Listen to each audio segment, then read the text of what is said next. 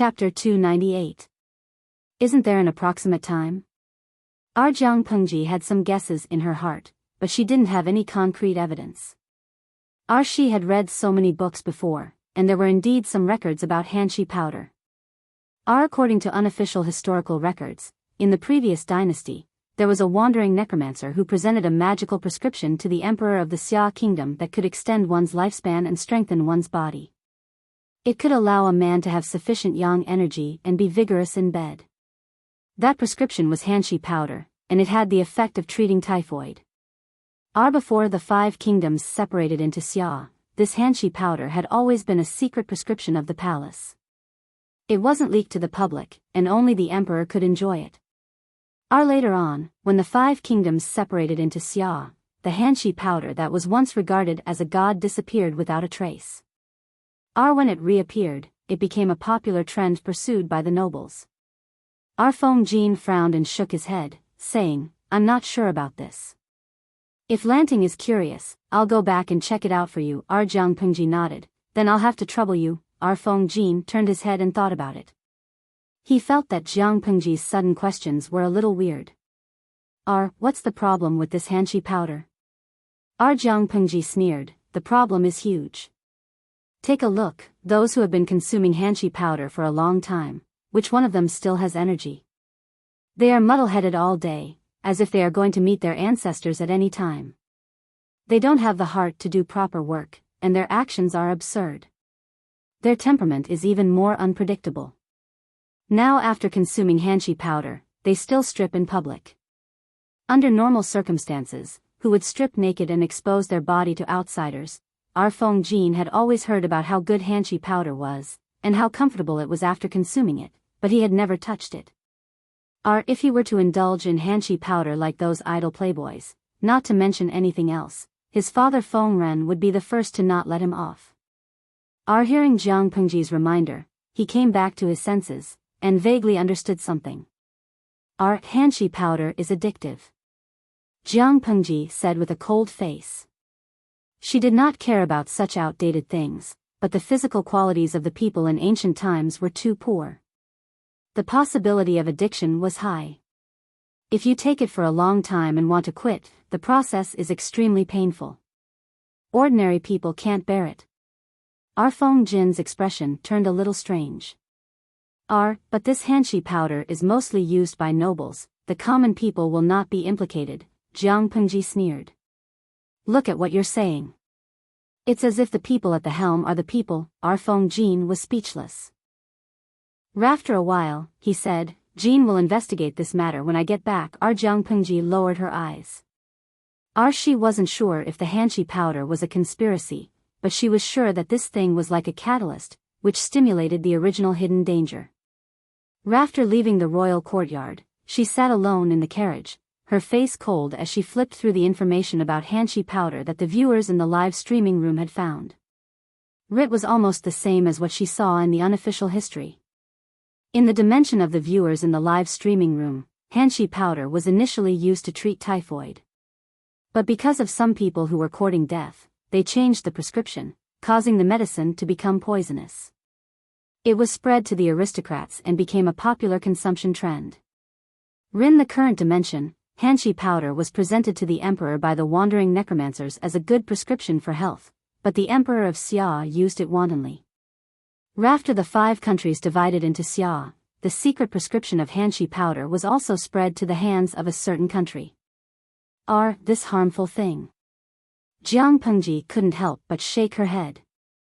Back at the Feng residence, Takshu had already prepared hot soup and clean clothes. Jiang Pengji went to take a bath. Her long hair was still wet. Takshu used a dry cloth to wipe her hair and absorb the water. Xiaoyu, help me get the Great Universal Geographical Map. Jiang Pengji unfolded the Great Universal Geographical Map. The contents on it were personally copied by her. There were many small words on it. Her long hair was almost dry. Jiang Pengji let Takshu leave and said to Su Ku, "Father is probably going to retire." Su Ku was shocked after hearing that. He couldn't help but raise his head to look at her. Our master is going to retire? But How old was Lu Shi? Enrich wasn't even 40 yet. He had just passed 30 years of age. Why was he thinking of retiring? Hu County is a hot potato. If it wasn't for father's strong hand, how could he have defended it until now? Jiang Pengji's eyes flashed with coldness. The two prefectures near Hu County had a food shortage. Who wouldn't be jealous if they managed to survive with just Hu County?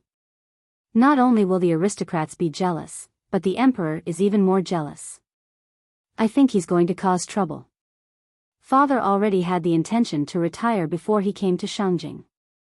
I think this matter is going to end like this. Su Ko frowned and said softly, but if Master loses Hu County, he won't be able to rest easy without someone to rely on. After all, although Lu Shi didn't kill all the aristocrats in Hu County, he offended a lot of them. Jiang Pengji said, that depends on how you choose. Hu County's terrain is easy to attack and difficult to defend. Moreover, the military is weak. If it's Dongqing, this place will definitely become a fat piece of meat that everyone covets. What's the difference between this and a toddler carrying gold in a busy market? Rather than having food in your hands and not being able to protect it, it's better to give it up temporarily and move to another place as soon as possible. After hearing that, Su Ku was silent for a while and said, I think that if you submit a memorial to retire, you will most likely be promoted to a prefecture magistrate, or anyone with a discerning eye could see that Hu County was already a big county that produced food. It was the best piece of land in the whole of Dongqing. Lu Shi had spent several years to manage the county to this state. If he retired now, people would only think that the emperor was too greedy. In order to stop people from gossiping, if Lu Shi said he wanted to retire, he would most likely be appointed as a prefecture magistrate to show the emperor's benevolence. Although it was a demotion, it was better to have a good reputation. I think so too. Currently, there are 6 prefectures and 21 counties in Dongqing. Only Yuanzhou is still lacking a prefecture magistrate. When he heard Yuanzhou, Su Ku's face suddenly turned cold. But this place in Yuanzhou was located to the north of Dongqing and bordered the northern borderline. There were 2 counties, Shanyu County and Changhe County. Archiguan Rang was from Shanyu County. The 6 cities that were lost were all in Shanyu County. Now, there were still 3 cities in the hands of the northern borderline. That was not all. Due to the many years of war between the northern borderline and Dongqing, Yuanzhou was already in a mess and the population was low. Now that Dongqing and the northern borderline were connected by marriage and Nanxing came to borrow troops, according to the emperor's idiotic character, he might transfer the troops guarding the border. When that time came, Yuanzhou would have to face the covetous eyes of the 3 tribes of the northern borderline. It was not easy to be the prefecture magistrate of Yuanzhou. However, it was precisely because it was not easy that Lu Shi went to Yuanzhou to seek the greatest benefits. Jiang Pengji had also been eyeing this place at first. Only in Yuanzhou can he openly recruit soldiers and buy horses. After all, even if the 2 countries are connected by marriage, the 3 cities of Shanyu County are still in the hands of the northern borderline. The land is indispensable, Jiang Pengji said. Su Ku listened carefully. Yuanzhou has another important advantage. She wrote 4 words, the aristocrats are scarce. The aristocrats are scarce, which means that they will be subject to fewer restrictions and constraints. Su Ku thought about it seriously and faintly understood Jiang Pengji's choice. Yuanzhou seemed to be in danger, but it was actually a great opportunity. Yuanzhou and Hu County share a border. Father has been operating in Hu County for so many years, so he must have a backup plan. The county chief sent by the imperial court will not be able to control the entire Hu County in a short period of time. In other words, Hu County is still secretly in father's hands. Yuanzhou's soldiers and Hu County's provisions. The combination of the 2 was what Jiang Pengji wanted. Apart from that, there is another important reason. Chongzhou is rich in sandalwood. Chapter 299. Su Ku was stunned for a moment. He did not understand the connection between Chongzhou's abundance of red sandalwood and her preference for Chongzhou. Don't underestimate this baitan. Jiang Pengji smiled and revealed a hint of gentleness. In the beginning, my goal was not Chongzhou. But because of this baitan, I changed my mind. If father is appointed as the magistrate of Chongzhou, many plans can be started. Our Jiang Pengji wanted to disrupt the current system of passing on knowledge. The first problem was not facing the censure of the aristocratic families, but the carrier of the books. Our bamboo slips were heavy and the cost was high. Therefore, even if a family of a few people worked for a lifetime, they would not be able to support a scholar. Although bamboo paper was good, it had some shortcomings. The annual output of the paper workshop was limited. Apart from the need to control the output due to its rarity, the other reason was the limited raw materials. The forest in Hejian County was dense, but there were very few bamboo forests. The quality of the bamboo would also affect the quality of the bamboo paper. Taking the means of transportation in ancient times as an example, in order to save as much money as possible, the production materials had to be sourced locally. Therefore, most of the bamboo paper produced by the paper workshop was sold to various aristocratic families. The other portion was used for their own use. The scale of production had never been expanded. Jiang Pengji's ambition was not limited to this. The output of bamboo paper could not satisfy her needs. Naturally, she had to find another way. Jiang Pengji searched through all kinds of wood and found the wood that was the closest to the green sandalwood tree. The audience in the streaming room said that they used rice paper in ancient times, and one of the raw materials for rice paper was the green sandalwood tree. Red sandalwood has a hard and dense texture. It is tough and resistant to wear and tear. It can be made into sturdy and durable farming tools, furniture, and axles. Its stem bark and branches are even more useful. Jiang Pengji said in a low voice. She wrote a word on the table with her finger. Paper. Su Ku understood, and his eyes seemed to light up a few degrees. Really? Jiang Pengji nodded. The paper workshop's technology for making bamboo paper was very mature. Even if they changed the raw materials, they could make new paper after some experimentation. The raw materials were cheap, and with the support of mature technology, this meant that the cost of the new paper would be much lower, at least cheaper than it was now. Su Ku rubbed his hands together in agitation. Once he thought about how he could buy a lot of bamboo paper at a low price, his heart trembled. But, if Chongzhou accidentally falls into the hands of others, then, wouldn't my plan be, Jiang Pengji said, therefore, I still need to inform my father about this matter. Try to think of a way to operate it and take over Chongzhou openly. Based on the current situation, it would not be difficult to take down Chongzhou. What he was afraid of was an accident along the way. I do need to discuss this matter with master. Su Ku secretly took a few deep breaths to suppress the excitement in his heart. Coming from a commoner's family, no one knew better than him how hard it was to learn to read and write. If it wasn't for the fact that his teacher was a good person and took pity on Su Ku's talent, he wouldn't have been able to study at all. If the Lang Jun in front of him could really accomplish such a magnificent feat, he, Su Ku, would be willing to be his slave for the rest of his life. Also, there's one more thing. Jiang Pengji lowered her eyelids, stood up, and took out a dark green box from a book box. There were a few stacks of paper in it. They were all drawn by Jiang Pengji herself. She unfolded them and placed them in front of Su Ku. Take a look at this. What do you think? Su Ku did not understand. He opened it up and read it carefully. He was a little confused and did not understand what it meant. However, the audience in the streaming room understood. Paper was not enough. Copying books by hand was too exhausting, so printing was a must.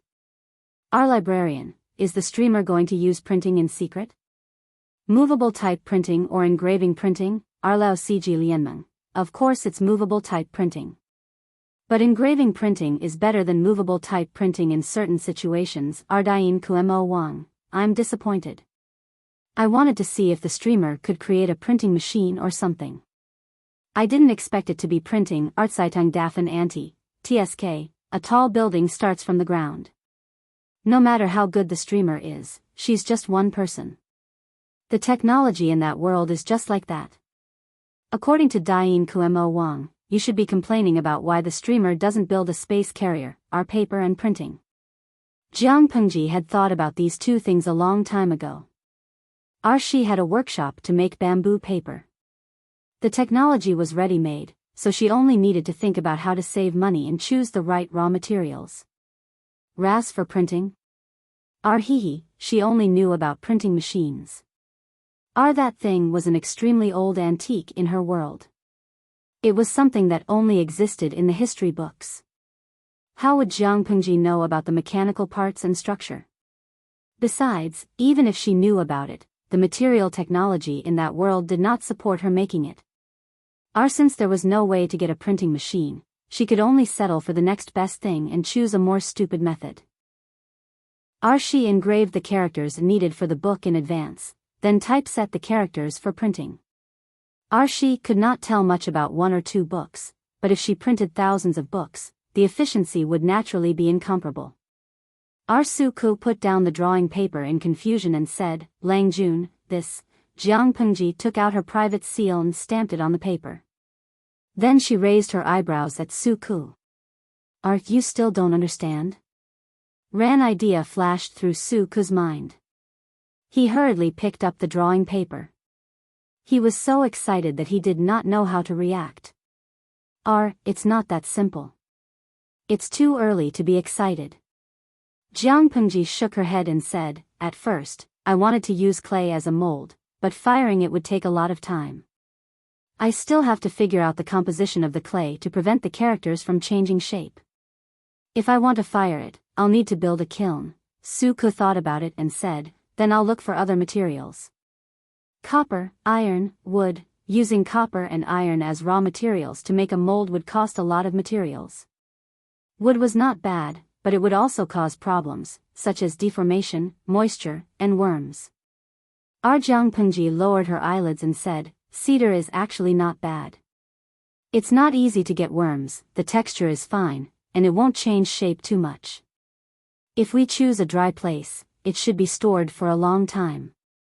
But we still have to try it to know the effect." The key was that the wood was cheap, so it would be easier to carve. Su-ku nodded solemnly. If these two things were done, not only would he be famous for a long time, but at least he would benefit countless students who were eager to study. Work for the present, benefit for the future. Put it away. When we really have a firm foothold, we'll take it one step at a time. Jiang Pengji stood up and patted Su-ku's shoulder. Lu Shi and the other examiners had to examine the examination papers in a heavily guarded place. He was the main examiner, and the other examiners assisted him. They graded all the papers with names on them. They listed them as excellent, medium, and poor, and then calculated the grades of the other items. Chapter 300. Wei Ci held a weak candle in his right hand and walked silently through the corridor. The moonlight elongated his shadow on the door. Master? Wei Ci stopped in his tracks and saw a figure sitting upright in front of him. Master Yuanjing tilted his head and waved at Wei Ci. "Zixiao, come to me."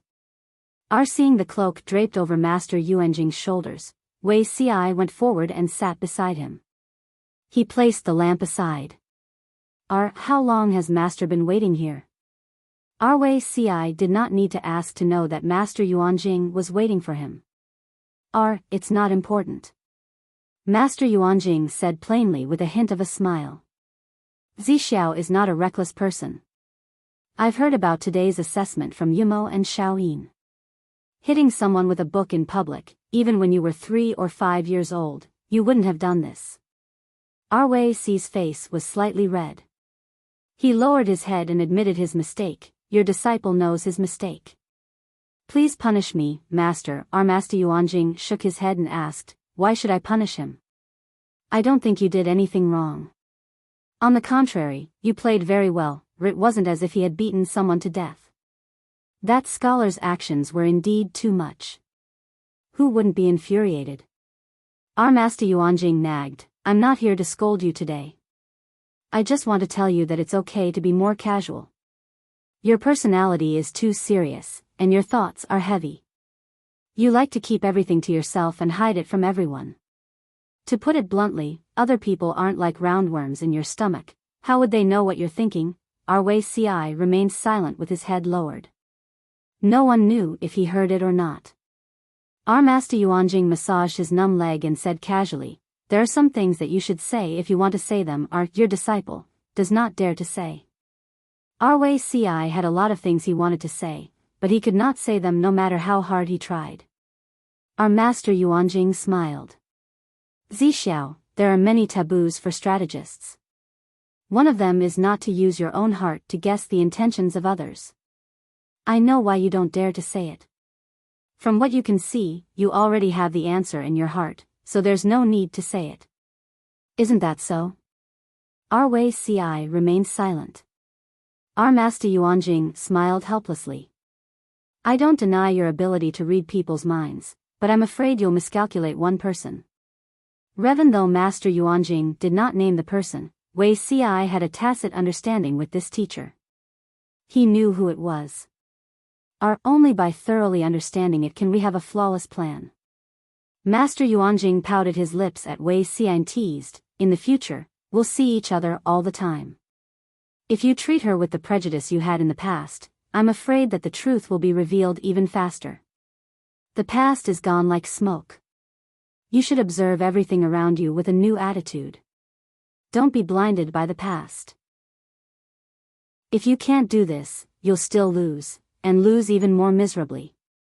Our Wei Si's expression finally changed. He looked at Yuanjing with some shock and avoidance in his eyes. Our Master Yuanjing laughed softly and said, "I'm old, but I'm not blind yet." After a long time, Wei Si broke the silence. "Our teacher, I want to leave for a few days." Our Master Yuanjing said, "Because you want to escape?" Our Wei Si shook his head and smiled bitterly. "If I were so cowardly and unable to face reality, I would have moved to Zhongzhou with my people. Why would I stay in Langyi and come to Shangjing? It was an accident to meet her. It's not that I can't accept it, but when I saw her in her teens, I didn't have any determination. Instead, I felt a little lost. It was as if I never knew her." Our Wei Si, who had always been a man of few words, was now like a child. He poured out all the thoughts that he had been suppressing in his heart for a long time in front of Yuanjing. Our Master Yuanjing played the role of a listener. He could vaguely guess Wei Si's experience, but he didn't expect that this child had so much conflict and pain in his heart. If you feel uncomfortable, leave for a while and sort out your thoughts," Master Yuanjing said. Our Wei Si shook his head and said, "I'm fine. You don't have to worry. Now that I look at it, many things are different. People are different too, especially her. If I continue to be tied down by the memories of the past, I'm afraid my life will be worse than before." Ri's goal was to leave his name in the annals of history as an honorable strategist, not as a lowly one. Not only was she ridiculed and criticized by the later generations, but it also became a stain on her. He used to think that the former caused him pain, but when the sword pierced his throat, he suddenly realized that the latter was even more unacceptable. Our Master Yuanjing looked at Wei Si for a long time and sighed. "It's good that you think this way. Get to know people again. Old people have new faces." Our Wei Si secretly clenched his fist. "I understand." On the other side, She returned to the Feng residence in a carriage with exhaustion. The rankings of the assessment had already been arranged. He made a copy of the list and stored it in a letter. He sealed it and presented it to the emperor. As for whether the emperor would read it or not, that was not something he could interfere with. The results would be released in 3 days. After the release of the results, it would be the Qianglin banquet. As the general evaluation officer, he had to show up. After that, there was basically nothing for him to do. The guest room was brightly lit. She saw his daughter's maid, Takshu, waiting at the door with a lantern in her hand. Enchanting didn't come back tonight? He gathered his cloak to block the cold wind from the outside world. Seeing Lu Shi return, Takshu's face lit up and she walked forward. Master, your servant has been waiting for you here on Lingjuan's orders. Lu Shi frowned and said seriously, why is Lanting looking for me? Lu Shi had always valued his daughter. She must have something important to tell him and could not be delayed. Langjun didn't say. He just asked me to tell you that Langjun is waiting in your room. Lu Shi nodded as he walked. He wondered why his daughter was looking for him. At the door of the room, there was indeed a lantern in the room. Jiang Pengji was reading a book under the candlelight. Father. Jiang Pengji looked up when she heard the noise. I heard from Takshu that you were looking for me. Lu Shi hurriedly closed the door to prevent the cold wind from blowing away the warm air in the room. Father, you haven't submitted your resignation report, have you? Jiang Pengji asked.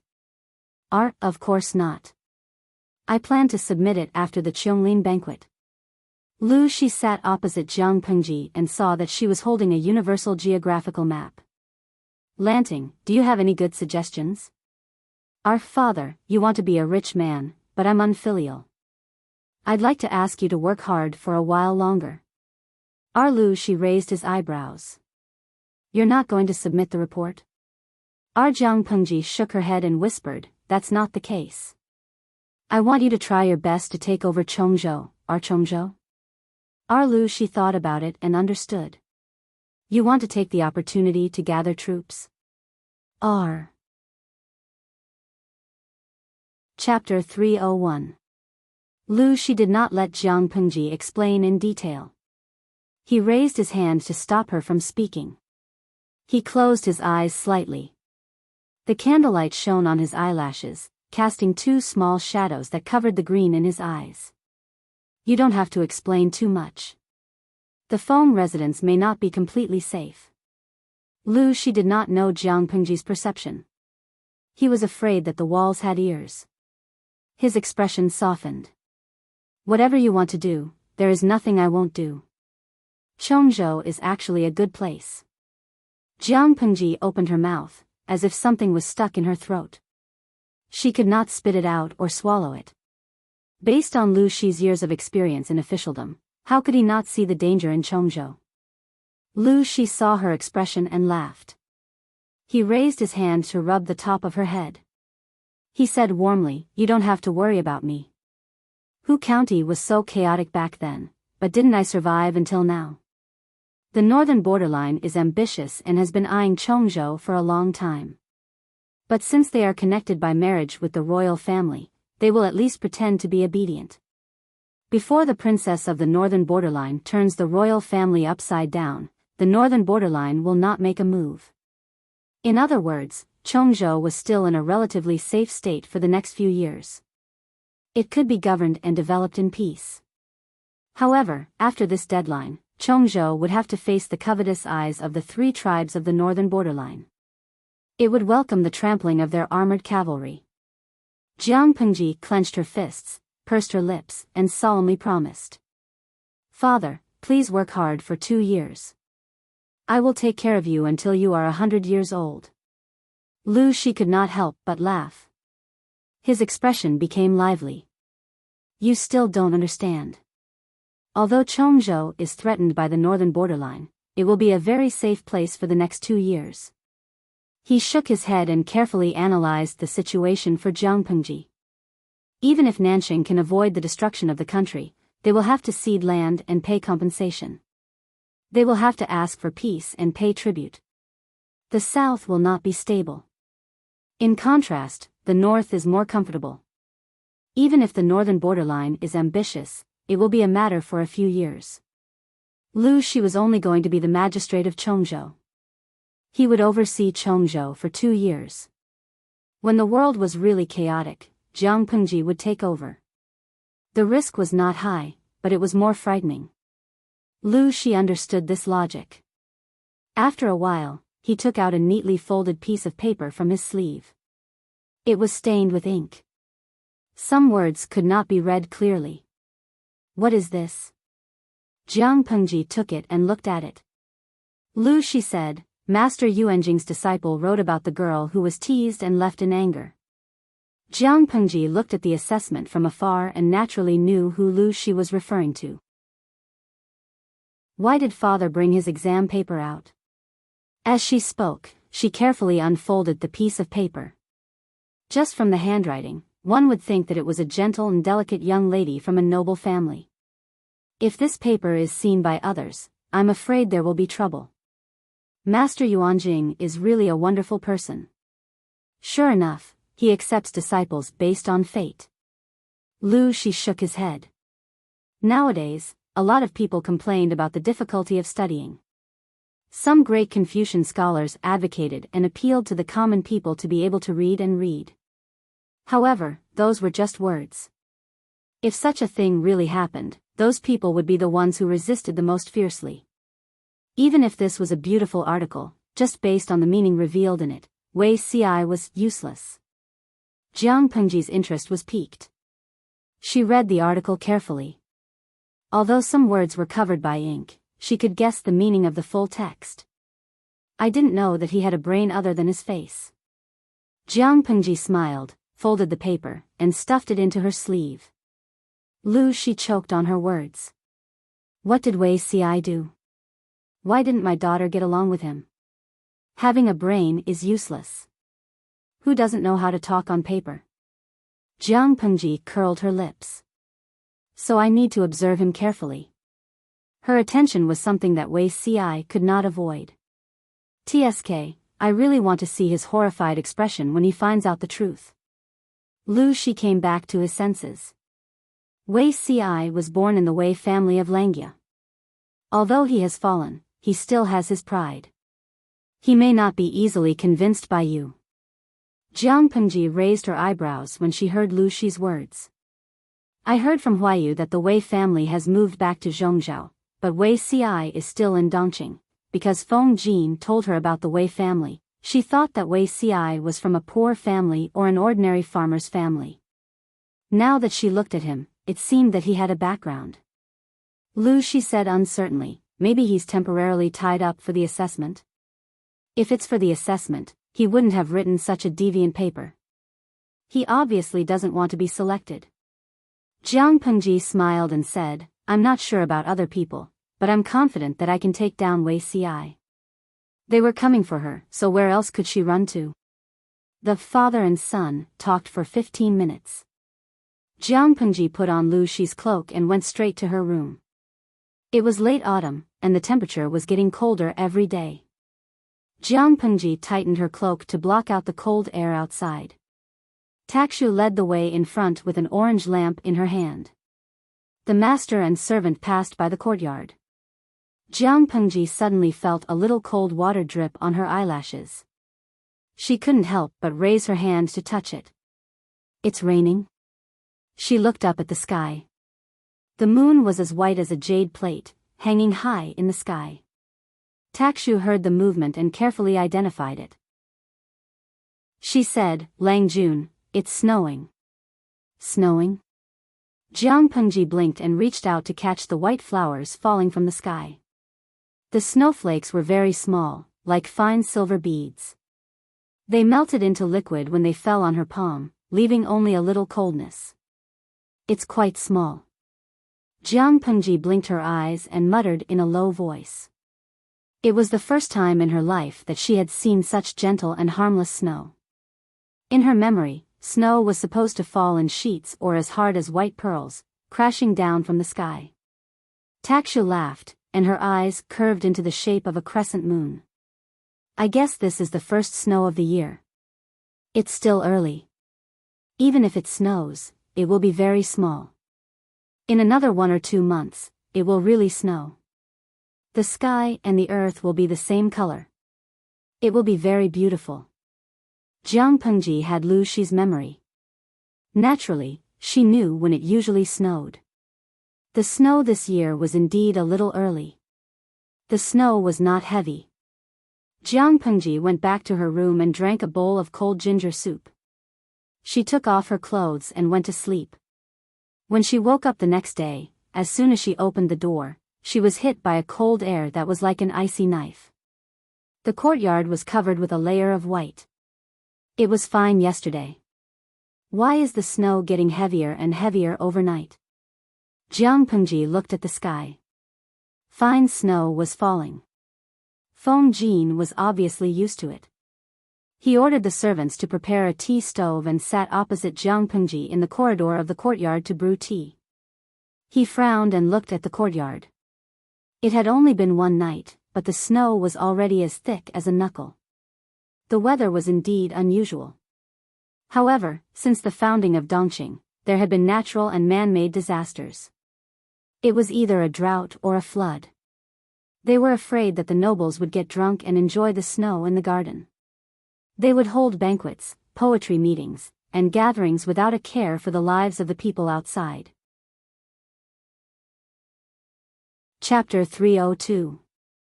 The snow will continue for another day or two. Feng Jin shook his head. It's always like this in Shangjing. It snows earlier and earlier every year. Jiang Pengji looked at the snow-covered roofs in the distance. She frowned as if she was worried about something. On the day of the Qianglin banquet, the snow did not stop. The entire Shangjing city was covered in a layer of white. However, the cold outside could not stop the liveliness of the Qianglin banquet. They toasted each other, sang, and danced. The graceful dancers wore watercolored gauze and danced gracefully in the snow. They were like fairies from the ninth heaven who could ascend to immortality at any time. Jiang Pengji saw their bare feet. Their feet were red and blue from the ice. She suddenly lost the mood. She felt uncomfortable watching it, but the other scholars were watching with great interest. This Master Yuanjing is so powerful. His students have taken 2 of the top 3 places. I heard that if Master Yuanjing's disciple Lu Zheng was not born in a poor family, he would be in the top 3. If that's the case, it's scary. I heard that Master Yuanjing has another disciple. Where is he? Are you talking about Wei Zixiao? I heard that someone spoke rudely to him during the assessment. His temper flared up and he left after hitting the person. That's a pity. What's there to pity? He hit someone. He's so rude. He doesn't look like a scholar. He's just a boorish man. Jiang Pengji sat in her seat. She was surrounded by scholars of similar status. All of them were gossiping. Some relied on their family's wealth to buy a position, while others relied on their parents to join in the fun. Jiang Pengji belonged to the latter group. She drank some sake in silence and left the Qianglin banquet with the excuse that she could not hold her liquor. Su Ku drove the carriage and stopped outside. He saw Jiang Pengji walking over, wrapped in a thick white cloak.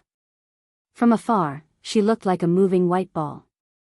He suppressed his laughter and hurriedly got off the carriage to put down the stool. He was not a coachman. He just wanted to see where the Qianglin banquet was held.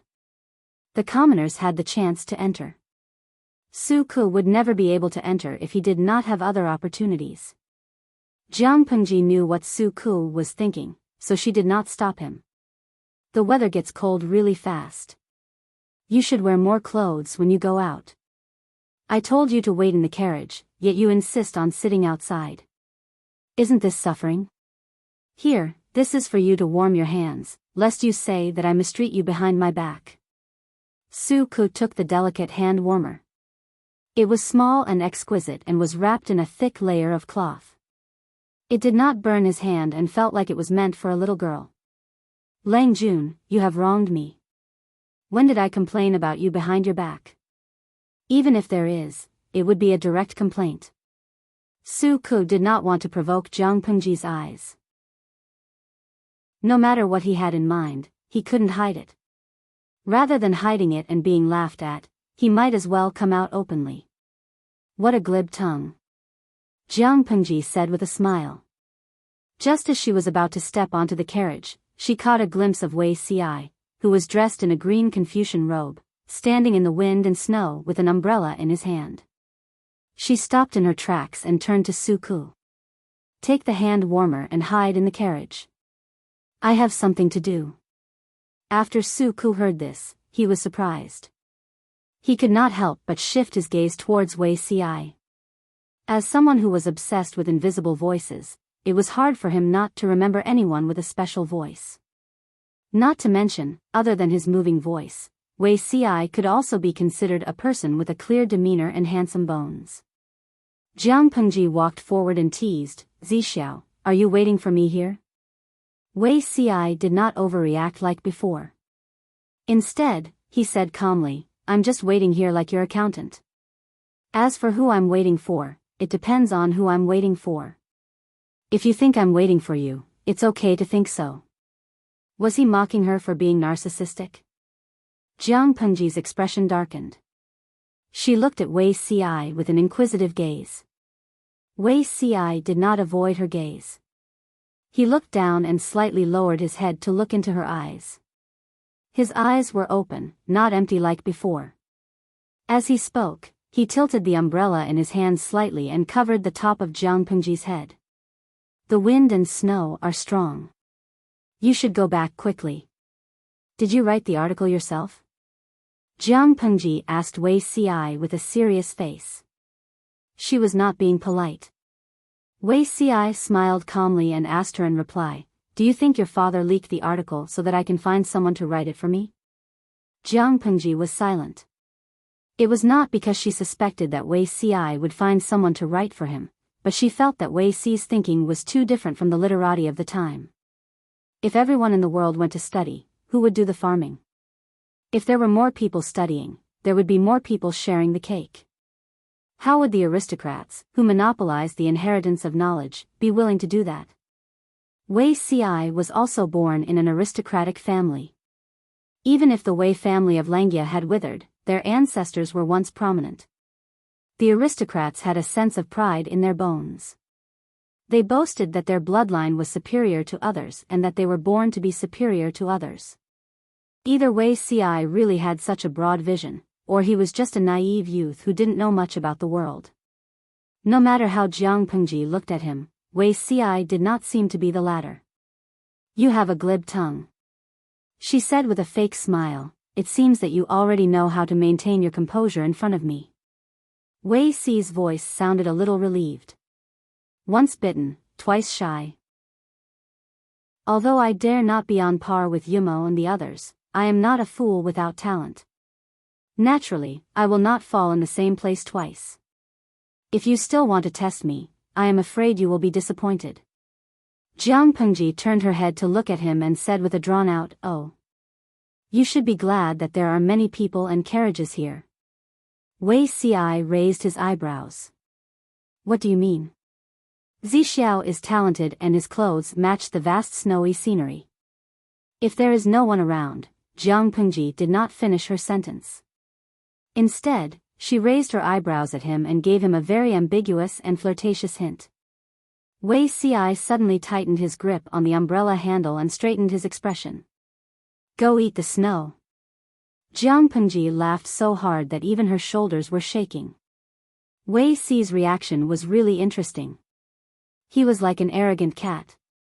Unintentionally, Jiang Pengji looked at the vast snowy landscape and suddenly said this.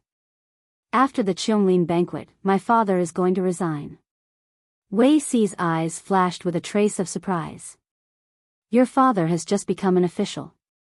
Why is he going to resign? Take a guess. Wei Ci looked at the short man who was not even as tall as his chest and said in a low voice, if you don't intervene, your father may be able to retire and have some peace.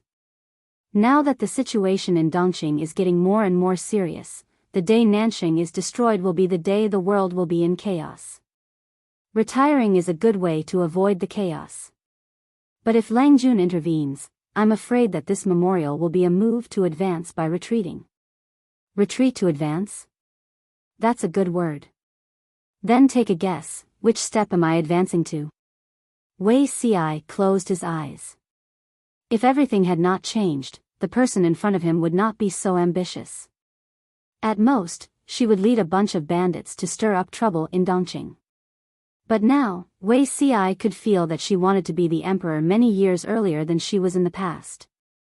If that was the case. He closed his eyes and thought for a while, then he said two words with certainty. Chongzhou. Fortune was found in danger. Whether it was her in the past or now, Wei Ci did not expect her to be steady and sure. You really know me well. Chapter 303. He calmed himself down and asked calmly, from what I can see, don't you know me very well? Jiang Pengji smiled and did not continue to interrogate Wei Ci. Boiling a frog in warm water had to be done slowly. What if a pot of boiling water was poured down and scared people away? She looked like she was looking at the sky, but she was actually paying attention to the paper umbrella in Wei Ci's hand. Even though he threw a tantrum and moved the umbrella away, he quietly moved it back and let the snow pile up on his shoulders. Jiang Pengji raised her hand and took off the cloak, indicating for Wei Ci to put it on. I'll have to trouble you to take care of me when I study in Langyi. Wei Ci glanced at the thick white fur cloak and said calmly, you and I can be considered to be acquaintances. Master also admires your talent. I think you won't face any difficulties in the academy. Why do you need to bribe me? I'm not afraid of the cold or heat, so it doesn't matter how much I wear. But Zixiao is weak, and we're still standing in the snow waiting for someone. It's better to be careful. Jiang Pengji threw the cloak into his arms. He could wear it if he wanted. After that, Jiang Pengji turned and walked to her carriage. She stepped on the bench and said, to the Feng residence. Just as she raised her hand to lift the curtain, Su Ku, who had been watching them, handed the hand stove back to her. The driver of the carriage, who was wearing a bamboo hat, pulled the reins and drove away. He happened to pass by Wei Ci. You gave the cloak to Wei Langjun. Takshu will talk about you when you go back. Su Ku knelt near the door of the carriage and put his hands into warm gloves. The thick layer of rabbit fur was very comfortable. Jiang Pengji held the hand stove and added charcoal in it. The temperature was higher than before. Your Langjun is strong and healthy. He can kill 2 cows with his bare hands. Will he get sick without a cloak? Jiang Pengji raised her eyebrows. He's just a weak scholar. He doesn't wear much, but he's standing outside like a log. Isn't he afraid of catching a cold? Su Ku was suddenly speechless. Indeed, his Langjun looked young and weak, but in fact, his fighting ability was off the charts. His appearance was too deceiving. I heard from Huayu that Zixiao's family has moved to Zhongzhou and returned to the clan. He stayed in Langyi alone. Who knows how many maids and old women took care of him. The weather changes so fast. I guess he didn't prepare many clothes to keep warm. Jiang Pengji was a meticulous person, but she rarely took the initiative to care about others. In other words, in her opinion, there was no need to care at all. Everyone had 2 hands and 2 feet. If they couldn't even take care of themselves, wouldn't they be? That wouldn't work in the ancient times. After Su Ku heard this, he couldn't help but sigh. His Langjun seemed to have become more humane. The Jasper Forest banquet seemed to be a celebratory banquet held for a few scholars who had stood out from the crowd, but in reality, it was merely a place for people to sing praises and flatter. Many of the courtiers exerted all their skills, fawning in servile appearances, which made people secretly feel angry. The Qianglin banquet seemed to be a celebration for a few outstanding scholars, but in fact, it was just a place for people to sing praises and flatter. Many officials tried their best to flatter, which made people angry. Han Yu was a hot-tempered person. He didn't have the slightest intention of restraining himself in front of his close friends. Looking at it now, it seems that it was the right decision to beat them up and leave that day as a filial piety. You are so servile and have no backbone at all. It's just, Qing Jing stared at Han Yu and stopped him from continuing. Be careful with your words. Have you forgotten? Be careful with your words and actions. Have you forgotten these 4 words? Qing Jing said in a low voice. If you get yourself killed because of this, Compared to Han Yu and Qing Jing's nervousness, Lu Jing secretly stuck out his belly and resisted the urge to eat. There was a lot of delicious food at the Qianglin banquet. Lu Zheng was born in a poor family. He was the son of a hunter and liked to roll in the mud since he was a child. If Master Yuanjing hadn't said that he was destined to meet him and brought him back to the academy to teach him, he wouldn't be qualified to stand at the Qianglin banquet. It was a rare opportunity. It would be a waste if he didn't eat. He was not Han Yu or Qing Jing. He didn't eat much, but he was angry. The walls have ears. You should pay attention. Wenbin, this is not a good place to complain. Lu Zheng paced slowly with his belly full.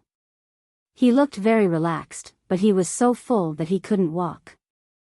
Han Yu took a deep breath and tried his best to suppress his anger. From afar, the few of them saw Wei Ci hugging a white velvet cloak in his arms. He stood rooted to the ground in a daze, not knowing what he was thinking.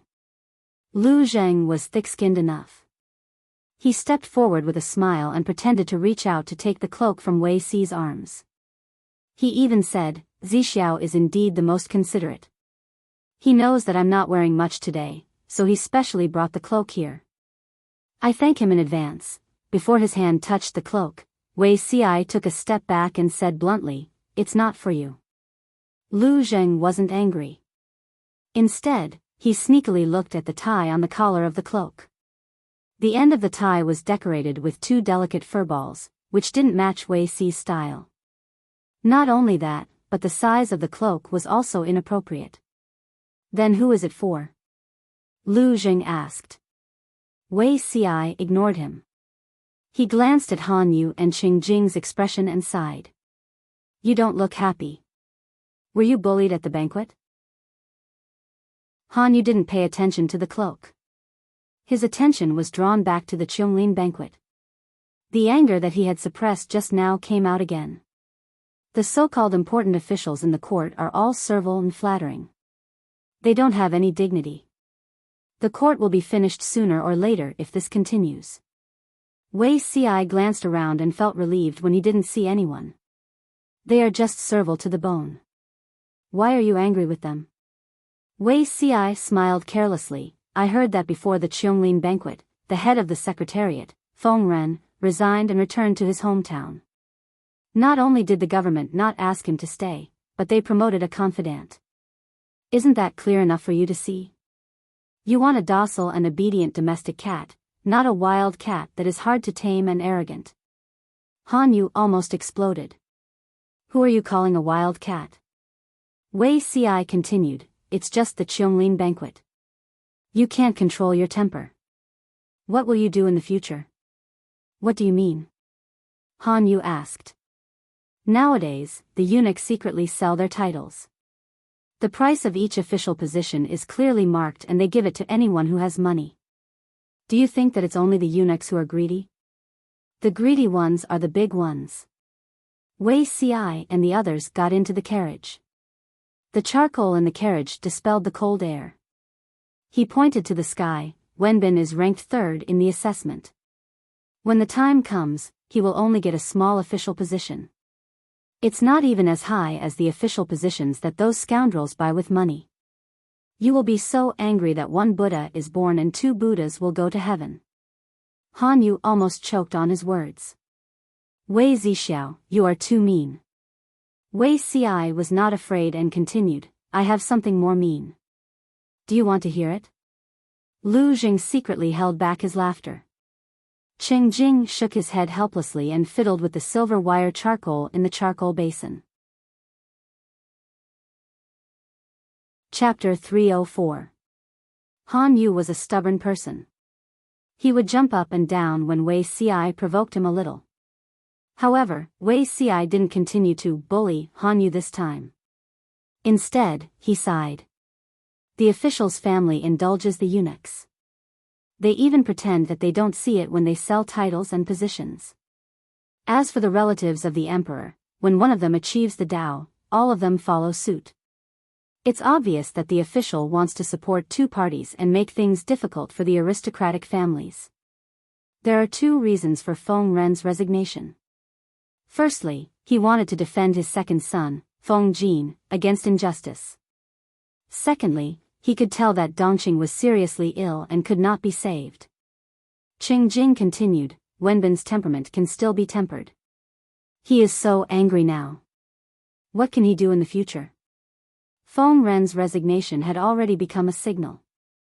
If the other aristocratic families had foresight, they would have left one after another or stood by indifferently. The vacated positions naturally became the cake that the eunuchs and the relatives of the emperor fought for. No matter which side won, the people they placed in the positions were mostly people with bad intentions who only cared about their own interests. If the imperial court could still be saved, it would be a blessing in disguise. The corner of Han Yu's mouth twitched. The two people in front of him echoed each other, which made him look immature. Shaoyin, don't you have anything to say? Han Yu asked Lu Zheng for help. Lu Zheng snorted, I have no ambition in my life. I just have enough to eat, wear warm clothes, and have a house to live in. As long as I am an official, I am still an official. I just need to live my own life and take care of the people under my rule. As for the rest, I don't have the ability. Let the capable ones take care of it. Han Yu was so angry that he almost fell down. What kind of help is this? It's a stupid teammate. Qing Jing said, Wenbin, don't be stubborn. Do what you should do. It's not a good time to be an official in the current situation. Han Yu felt wronged. Are the three of you here to comfort me or to piss me off? Wei Ci winked mischievously and said to him, I didn't say that I'm here to comfort you. Han Yu was speechless. That was the end of their friendship. According to the previous practice, the scholars who stood out in the assessment would receive the appointment letter from the imperial court within half a month and be dispatched to various places. Regarding the arrangement of scholars, they would generally consider their abilities and family backgrounds. Although their official positions were not high, they were very challenging, and it was easy for them to accumulate experience. In more remote places, the official rank was slightly higher, while in more prosperous places, it was slightly lower. If there were family members making arrangements everywhere, their official positions and locations could also be changed at their discretion. It was very practical. However, now that the court was in chaos, many officials had tacitly forgotten about this matter, and the emperor did not even mention it. Yuan Jing and his entourage stayed in Shangjing for half a month. Many students were worried that something might happen. Wei Ci and the rest were able to settle down. Every day, they would either quietly study and practice calligraphy, or play a few rounds with their classmates and recite poems to pass the time. Lu Zheng was sitting at the side of the chessboard, watching Wei Ci beat Han Yu up. He was suddenly enlightened and suddenly said, It's already been half a month. If I don't go back soon, I'm afraid I'll have to spend the new year in Shangjing. Han Yu looked at the situation on the chessboard and felt his head hurt. It's not good to leave before the appointment letter from the imperial court. Wei Ci placed his chess piece with a smile, forcing Han Yu into a dead end. Perhaps this letter of appointment won't be sent down. Why do you say so? Han Yu asked. Wei Ci said sarcastically, perhaps, all the vacant official positions have been sold out. Of course, it was impossible for all the official positions to be sold out. However, the imperial court was busy preparing for the marriage between the princess of the northern borderline, Yaina, and the second prince. Dongqing still wanted to wrangle with the northern borderline. All of them wanted to gain benefits for themselves. Why would they care about these scholars? These days, apart from Feng Ren's retirement, it was the retirement of the county chief of Hu County, Lu Shi. For the former, the emperor was happy to take back the position of the head of the secretariat and promote his confidant. For the latter, the emperor wanted to do the same. However, Lu Shi presented a memorial at the imperial court meeting. Immediately, someone jumped out and said how hard Lu Shi had worked all these years. Under his rule, Hu County had turned from a desolate and uninhabited county to a major grain-producing county. He had alleviated the food shortage of the two neighboring states. He was a meritorious minister. He was still so young. If he retired, it would be the biggest loss for Dongqing. The speech was so impassioned that the emperor was too embarrassed to accept Lu Shi's retirement. If that's the case, do any of you have any good suggestions? Although the emperor was shameless, he did not want to embarrass himself at the imperial court meeting. He still had to cover his embarrassment. Lu Shi took the opportunity to repeat his intention to retire. Another official jumped out and said no. If the emperor agreed, wouldn't the world mistakenly think that the emperor coveted the riches of Hu County and wanted to burn the bridge after crossing it to take the opportunity to seize the fruits of victory from others? Lu Shi was a brick. He would move wherever there was a shortage. After an intense discussion, someone suddenly mentioned that Chongzhou still lacked a prefecture magistrate. A prefecture magistrate was more important than a county chief. The former managed the land of a state, while the latter managed a small county. Everyone had completely forgotten that Chongzhou only had Shangyu County and Chenghe County. Shangyu County had a total of 6 cities. 3 of them were still in the hands of the northern borderline. Its overall area was the smallest among the 6 states of Dongqing. Its north was also connected to the northern borderline. Who knew how long it would take to lose one's head?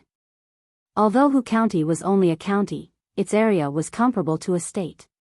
Moreover, it was now incomparably rich under Lu Shi's governance. The Dongqing emperor weighed the pros and cons in his heart and decisively made a decision.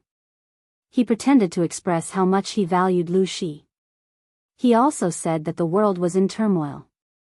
If Lu Shi were to retire now, it would be a loss for Dongqing and a regret for the people. Without a second word, he threw the position of Chongzhou magistrate onto Lu Shi's head. Lu Shi appeared tired and unresigned as he agreed, but in his heart, he sighed. He had a godlike teammate by his side. His opponents were all pigs. The difficulty was too low. There was no challenge at all. Lu Shi bore the steaming, freshly baked magistrate of Chongzhou and went to court with a cold expression. He ignored everyone. He doesn't know what's good for him.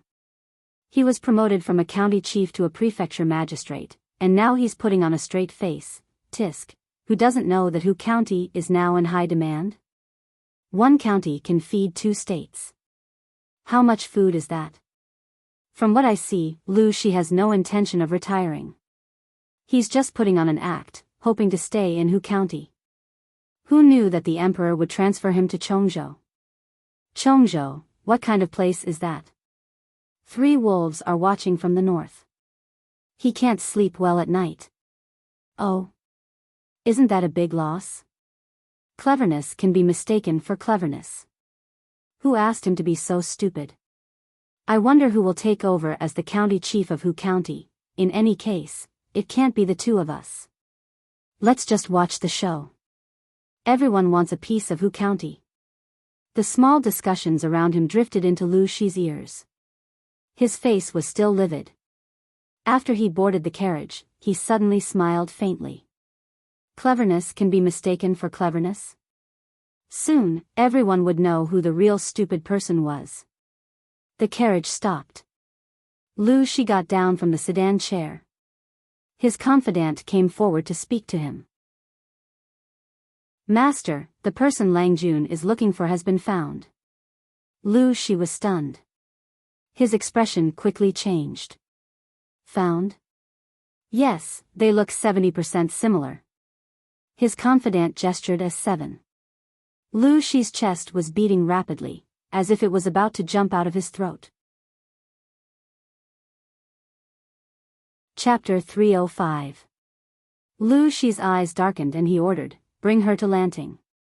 She will handle it."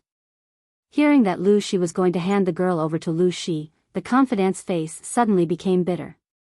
He stuttered and hesitated. Lu Shi saw the situation and said, "Just say what you want to say. You don't have to hide half of it." "I didn't mean to hide it. It's just that I heard from the master that you want to hand the girl over to Lang Jun. I don't think it's appropriate." The confidant hesitantly moved closer to Lu Shi and finally said what was on his mind. "That girl's identity is not clean. If Lang Jun's temperament changes, I won't be able to absolve myself of the blame, She immediately understood the meaning of the confidant's words. His expression suddenly became very interesting. He hesitated for a while and said, "Follow me." The confidant followed Lu's footsteps and carefully kept a step away from him. He lowered his head and hands, not daring to look around. "Tell me in detail. What's wrong with the girl's identity?" Although she had guessed it, he still had to confirm it. The confidant knelt down. There was no one around, so there was no need to worry about eavesdropping. "The girl I found is 14 years old. Her mother is a lowly prostitute. Her father is unknown." The confidant was very helpless. They had secretly searched for the girl based on the portrait she had given them. The girl was the most similar in appearance and temperament. Although the other candidates were clean, they were not as similar. After thinking about it, the confidant recommended the girl. "Lowly prostitute?" She furrowed his brows. He was very unhappy with the identity. Has she received guests before? He wasn't sure what his daughter wanted to do, but he knew that the girl he found was probably a honey trap. The confidant's expression twisted and he said carefully, "Master, you also know that prostitutes usually live in shameful slums. Most of the customers who come and go are peddlers and hooligans. Women who grow up in such places are unlucky. At the age of 5 or 6, they are, not to mention, that person is already 14. Lu's face darkened when he heard the confidant. "Bring the girl to Lanting and let her make a decision. Continue to investigate secretly and see if there are more similar and suitable candidates." The confidant took the order and bowed and left. She sat where he was, immersed in the shadows of the room. After a long time, he seemed to have understood something. He held his forehead with one hand, and his expression seemed to be smiling yet not smiling, crying yet not crying. It faintly carried a trace of pleasure of being about to take revenge, which washed away his usual gentleness, and his whole body was surrounded by a cold and poisonous aura. "So what if she's the daughter of a prostitute?"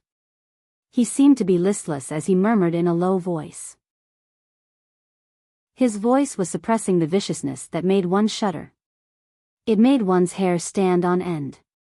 "In the future, if I wear that face and use that body to turn Dongqing upside down, then that's what I call delightful." Akeo was born in the slums of the poor. On the day of her birth, it was snowing heavily. Many of the adults froze to death, but she survived. Her mother was a prostitute, and now she was also a prostitute, and a prostitute under her mother. What was a prostitute? The lowest of prostitutes could be casually used for 3 to 5 copper coins. Even though she was scared to death, in order to survive, she had no choice but to feign civility and serve them well. Otherwise, not only would the customers not let her go, but the brothel keeper above her, her mother, would also not let her go. She was always dressed in ragged linen clothes that had been washed and patched. Every day, she had to clean the house, wash the clothes, wash the dishes, and cook. She had to serve the madam and the other prostitutes until they were comfortable. Then, she would lie on the tattered mat and wait for one customer after another. When she was a child, she was carelessly taken advantage of by a few ruffians and lost her virginity. Her mother beat her like crazy, and then forced her to accept customers and inherit her mother's business. She lived in a muddle.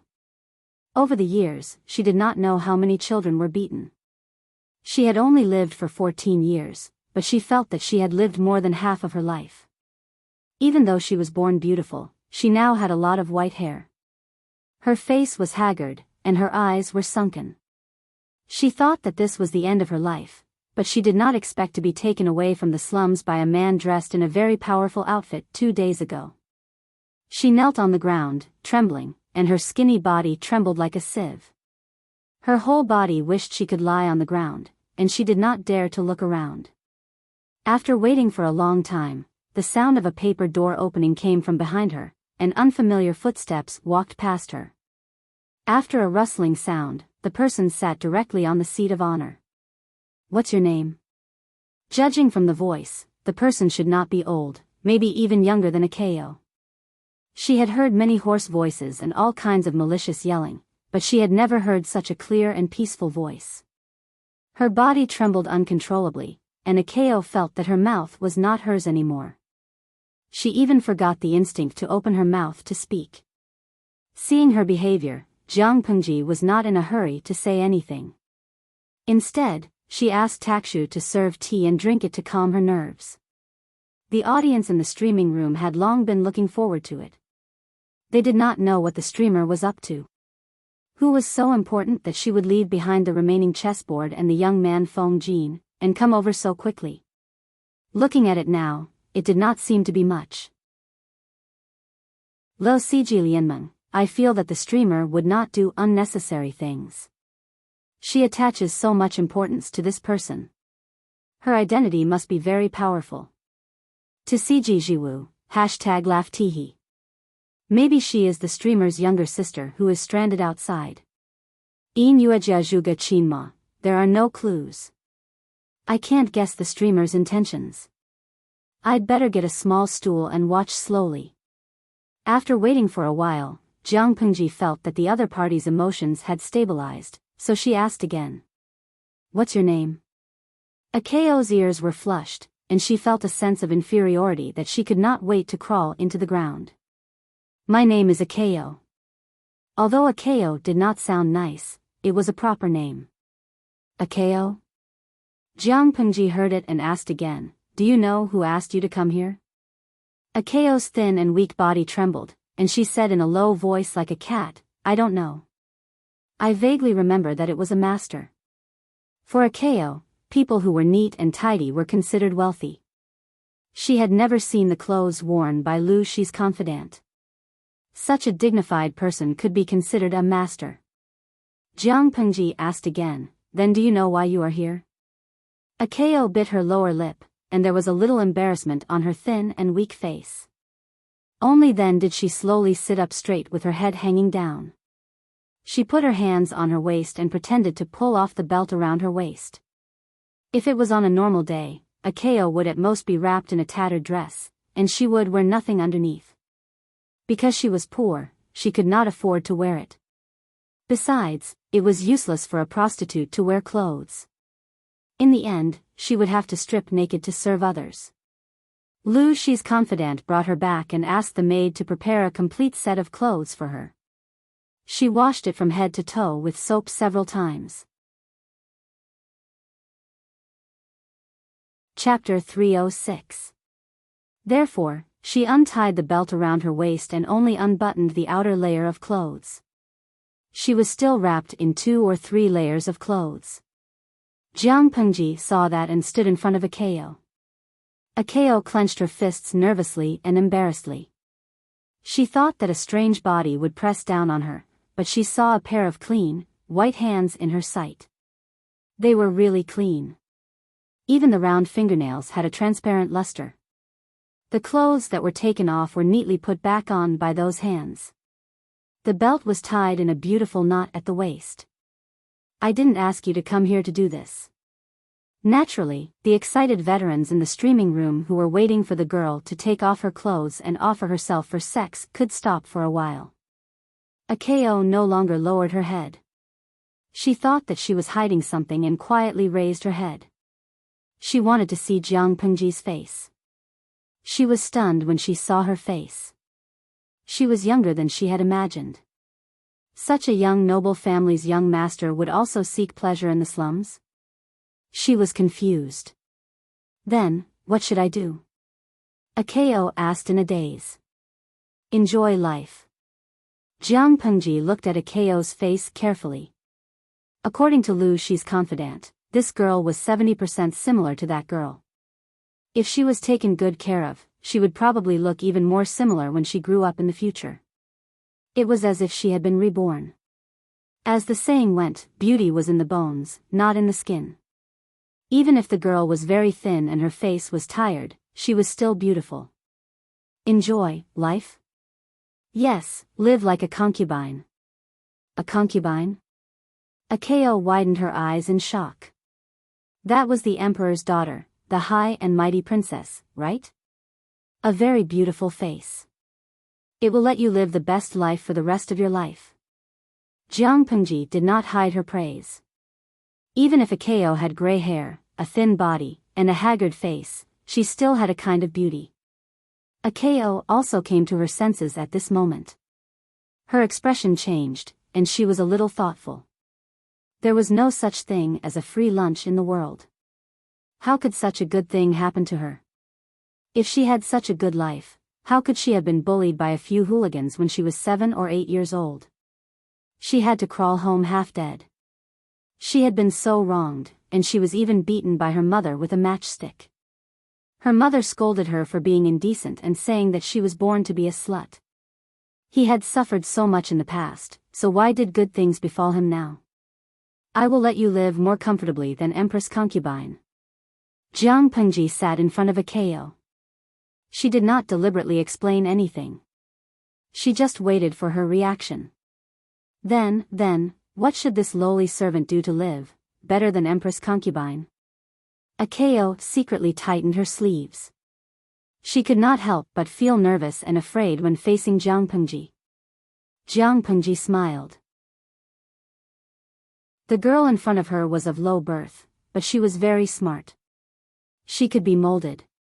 Be loyal to me.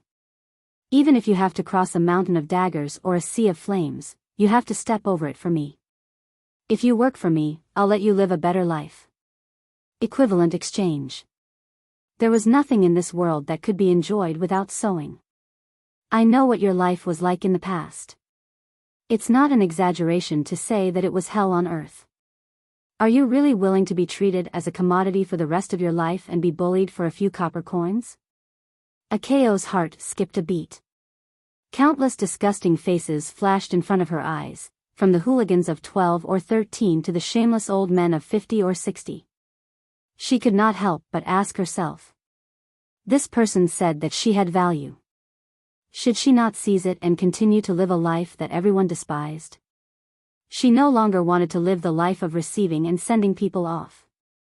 If she continued, sooner or later, she would die under a man's body.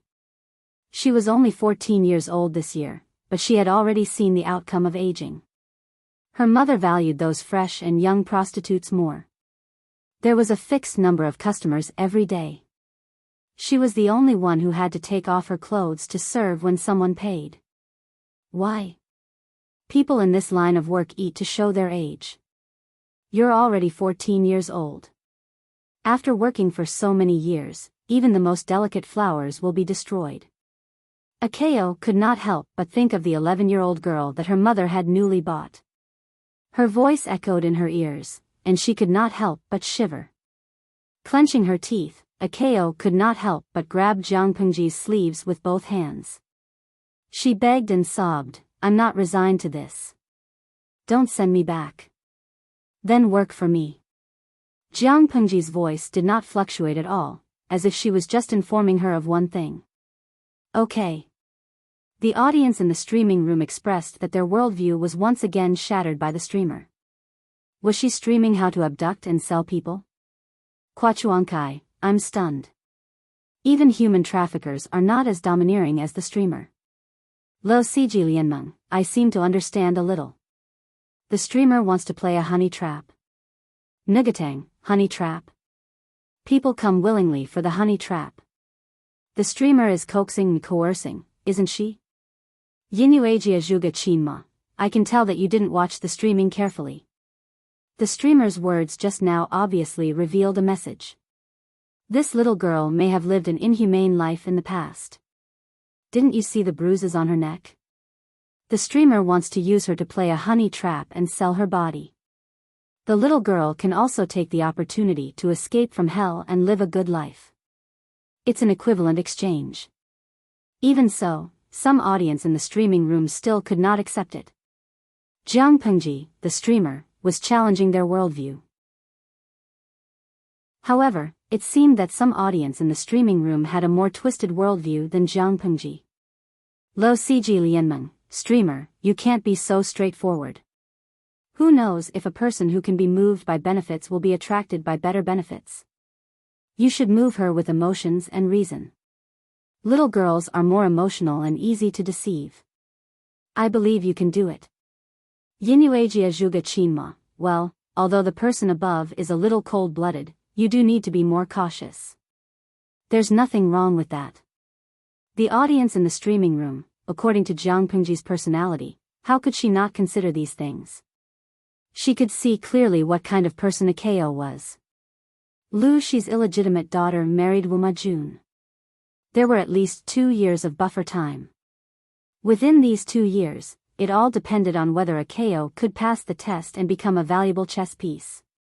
Moreover, Jiang Pengji did not need Akeo to do anything dangerous. She only needed to make herself fair and plump, dress up beautifully every day, avoid conspiracies and tricks, and live a lazy and comfortable life. With this face alone, she was destined to be praised to the skies. The name Akeo is not good. Change it. Jiang Pengji tilted her head and thought about it.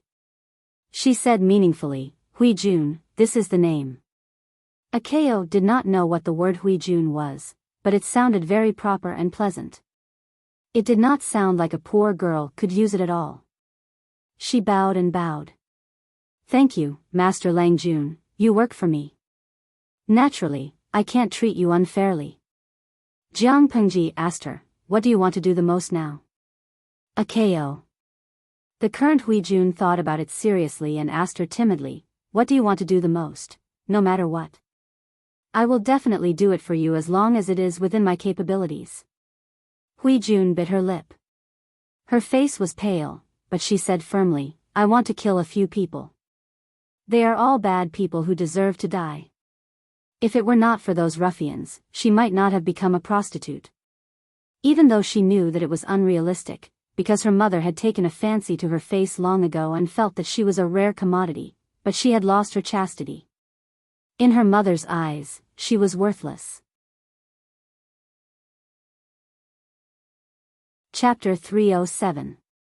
Jiang Pengji placed her fingers together in a comfortable and happy posture.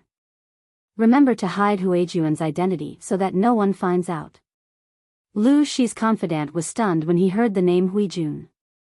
He couldn't remember who she was for a moment. Jiang Pengji saw his confusion and explained, Huijun is the girl just now. Find someone to change her identity.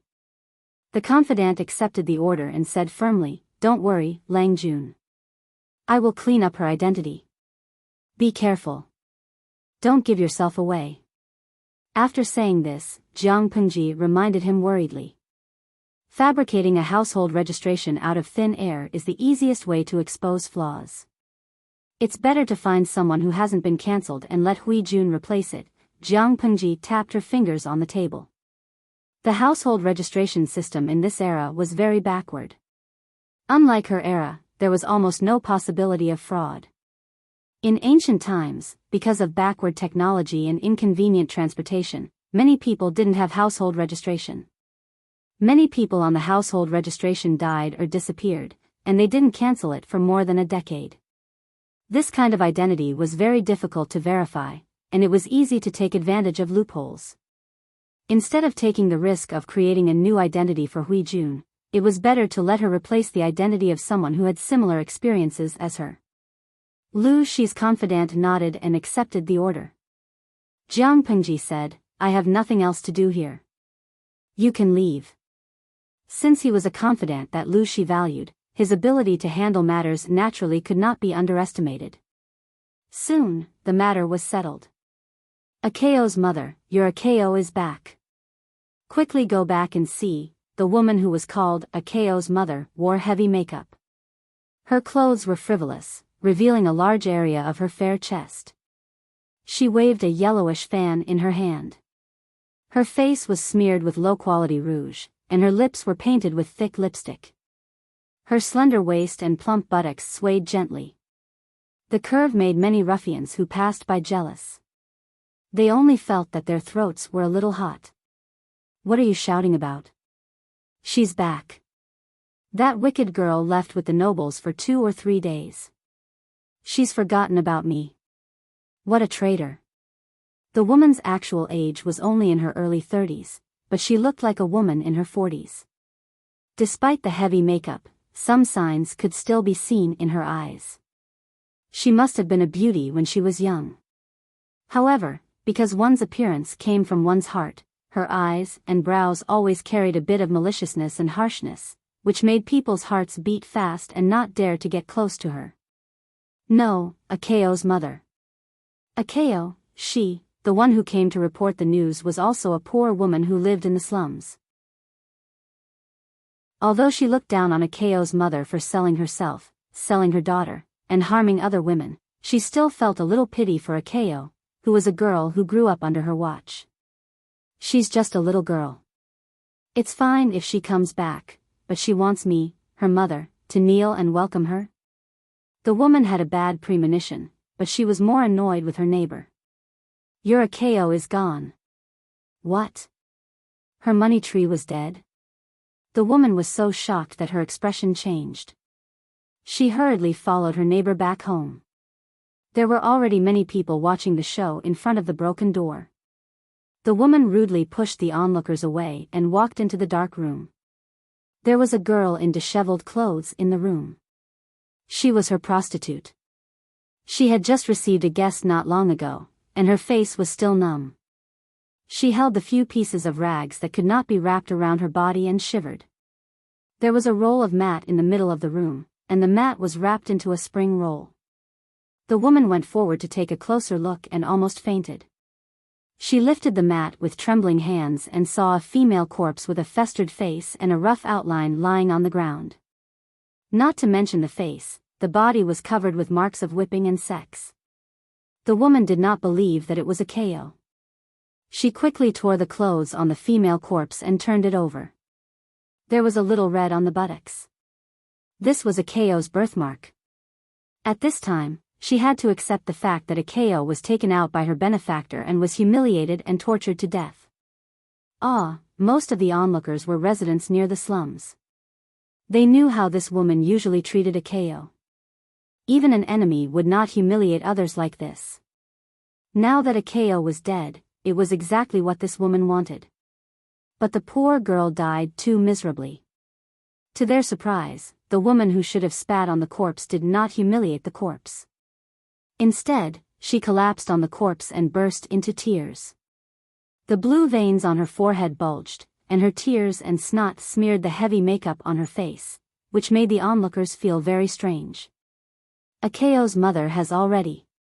Alas, I'm sorry for your loss. Tidy up this child so that she can die with dignity. The woman who informed the woman could not bear it and came up to persuade her gently. Yes. Buy a better coffin for Akayo. Those beasts sent her back and gave us 10 taels of silver.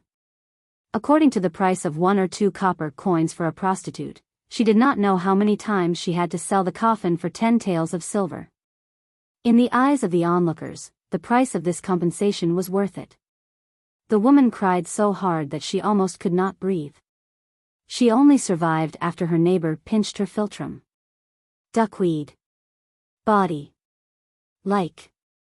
Duckweed. The woman only felt that the scenery before her eyes was spinning as if the world had turned upside down. She mumbled in a low voice, "Slut. Hui. Yun. You. Made me so miserable." After that, her head tilted, and she actually breathed her last. With such a big thing happening in the slums, there were naturally many onlookers watching the show.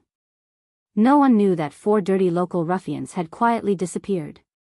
There were 4 more corpses in the mass grave outside the city.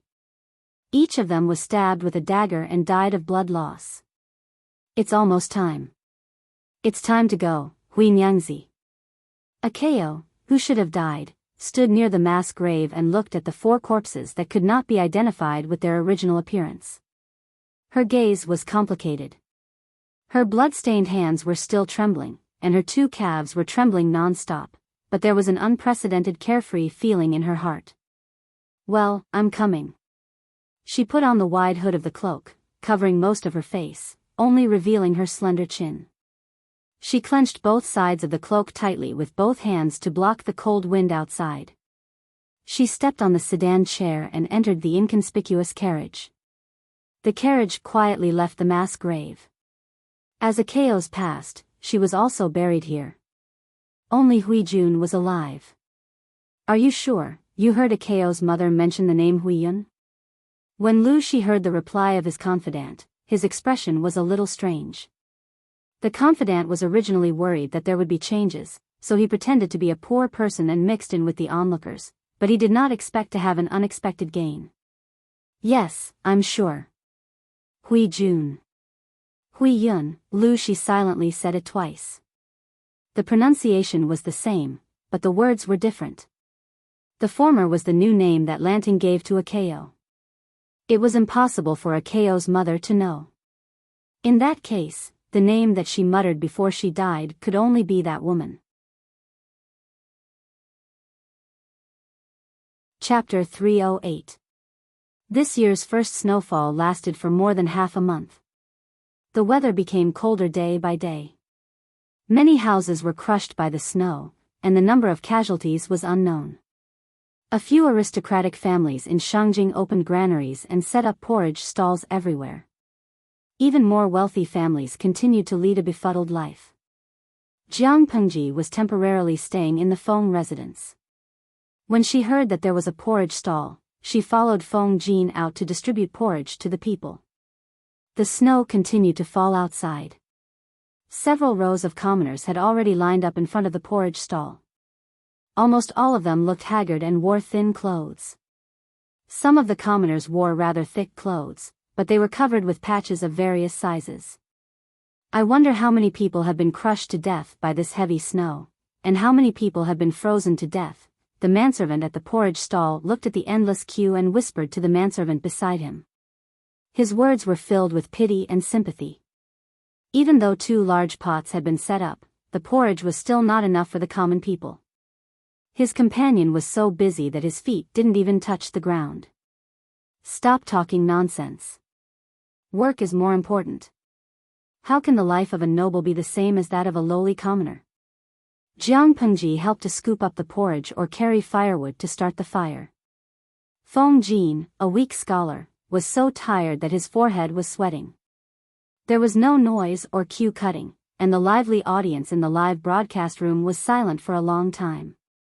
The atmosphere was extremely depressing, and some of the audience could not help but feel a lump in their throats. They did not have the courage to continue watching, and no one sent those immoral bullet screens. To CG dance. Although we always complain about how cold it is in winter, so cold that we shiver and complain that there is no natural heating in the south and it is very cold in winter. But we are living a happy life now, really, to CG dance. There is no natural heating in this area, but we can buy a heater from Taobao. It can be used to adjust the heat. If you are not afraid of wasting electricity, you can stay indoors in winter and still wear summer clothes. These were almost impossible in ancient times. The rich could wear more clothes and burn high-quality charcoal for warmth, but what about the common people? That's right, where are the commoners? Too many people could not afford to buy clothes to keep out the cold, could not afford to live in a house to block the wind, and could not afford to light a charcoal fire to heat the house. And this was in Shangjing, which was under the feet of the emperor. If this was the case here, what would happen to the surrounding areas of Shangjing? How many houses had collapsed? How many people had been crushed to death, and how many innocent lives had been frozen to death? Without any external conditions, he could only rely on his body to withstand the cold. If he could not withstand it, he would freeze to death. System, can I use popularity points to exchange for food? Warm clothes are fine too. Jiang Pengji secretly asked the system. No, the host's level is too low, unless you choose to level up. The system's cold, mechanical voice fell into Jiang Pengji's ears, and she felt an unprecedented desire to kill. Jiang Pengji secretly calculated the total number of points in her back-end account and asked, I can exchange for food just by leveling up. What's the ratio? The system replied, 10,000 points can be exchanged for 50 kilograms of food. 10,000 points could be exchanged for 50 kilograms of grain. Jiang Pengji now had more than 3 million points. On the surface, it seemed that she could exchange them for a lot of food. However, Jiang Pengji was not someone who was easily fooled. The system didn't answer the first question. Even if it upgraded to level 3, it still didn't have the right to exchange for it. Let's not talk about this.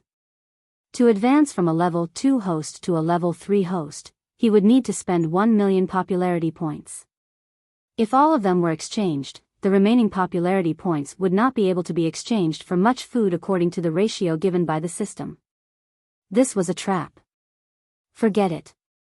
I can't rely on you at all, Jiang Pengji replied coldly and turned her head to think of other ways. The system held its breath, but it did not dare to argue with Jiang Pengji. Unless Jiang Pengji chose to use her popularity points to level up, the system could not do anything to the host. The Feng family was one of the few aristocratic families in Shangjing that chose to open a porridge stall. They cooked porridge from day to night, but it was still in short supply. A bowl of porridge was not sticky, but it could at least fill one's stomach and warm up one's cold body.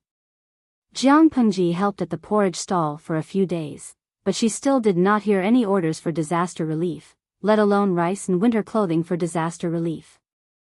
Lu Shi returned from the morning assembly, and he looked more and more tired.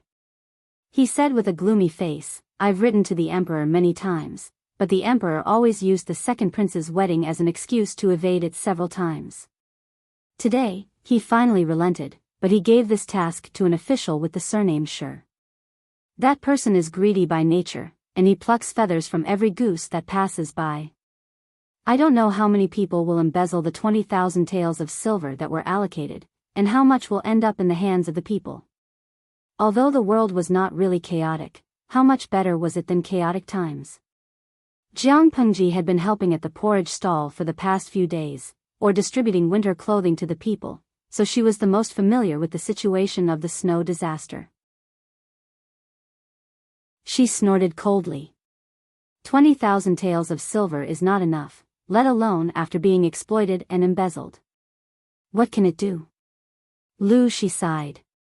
I've already secretly purchased a batch of food and sent it north to Shangjing, hoping to slightly alleviate the urgent situation. In the current world, whatever he did would be a drop in the bucket. It was better to solve the hidden problems from the root. After another 3 days, the snow finally stopped. Jiang Pengji looked at the invitation, and her smile was very cold.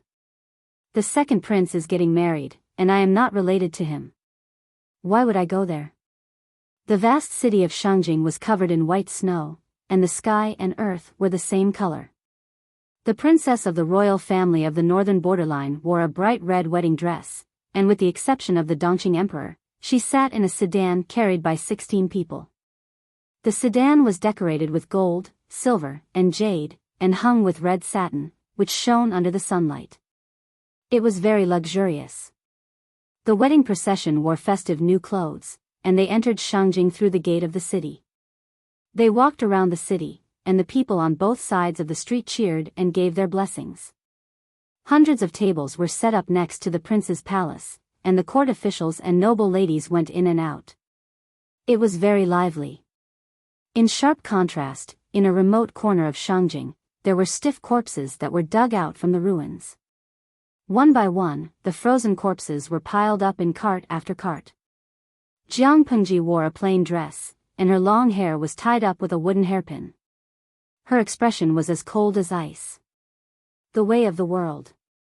It was really time for a change.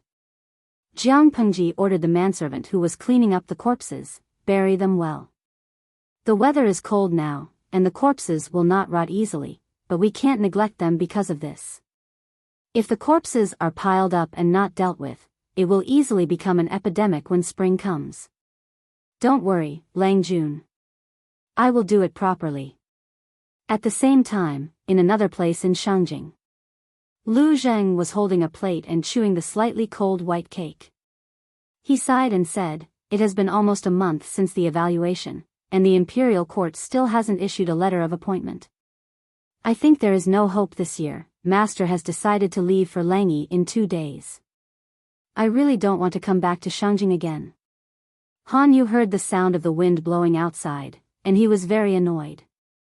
Many people had frozen or starved to death, and the government still held such a grand wedding for the second prince, which was even bigger than the crown prince's wedding. Chapter 309.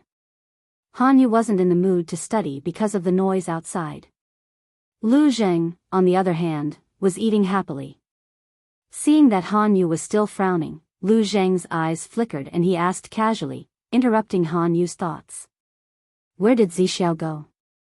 I didn't see him this morning, and he wasn't reading in the morning either." Han Yu came back to his senses and asked, "You didn't see him either?"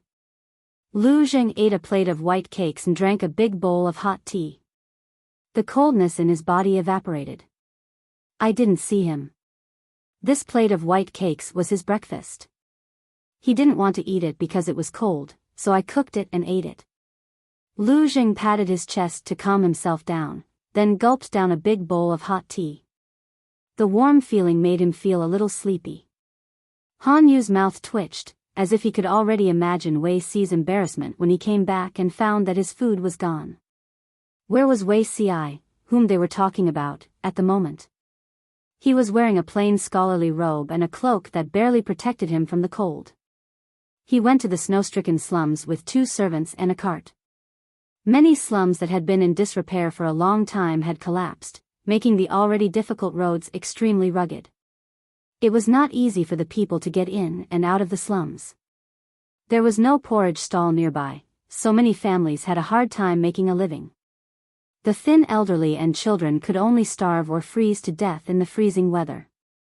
Wei Langjun is here. As soon as he arrived at the entrance of the alley, a 7 or 8-year-old girl ran into the alley joyfully.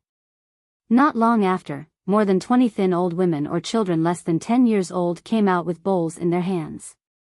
Wei Si asked the servants to stop the cart and lifted the thick quilt covering the cart. There were 4 big buckets on the cart. Even though they were covered with lids, there was still sweet and fragrant hot air coming out. "Don't worry, everyone has a share."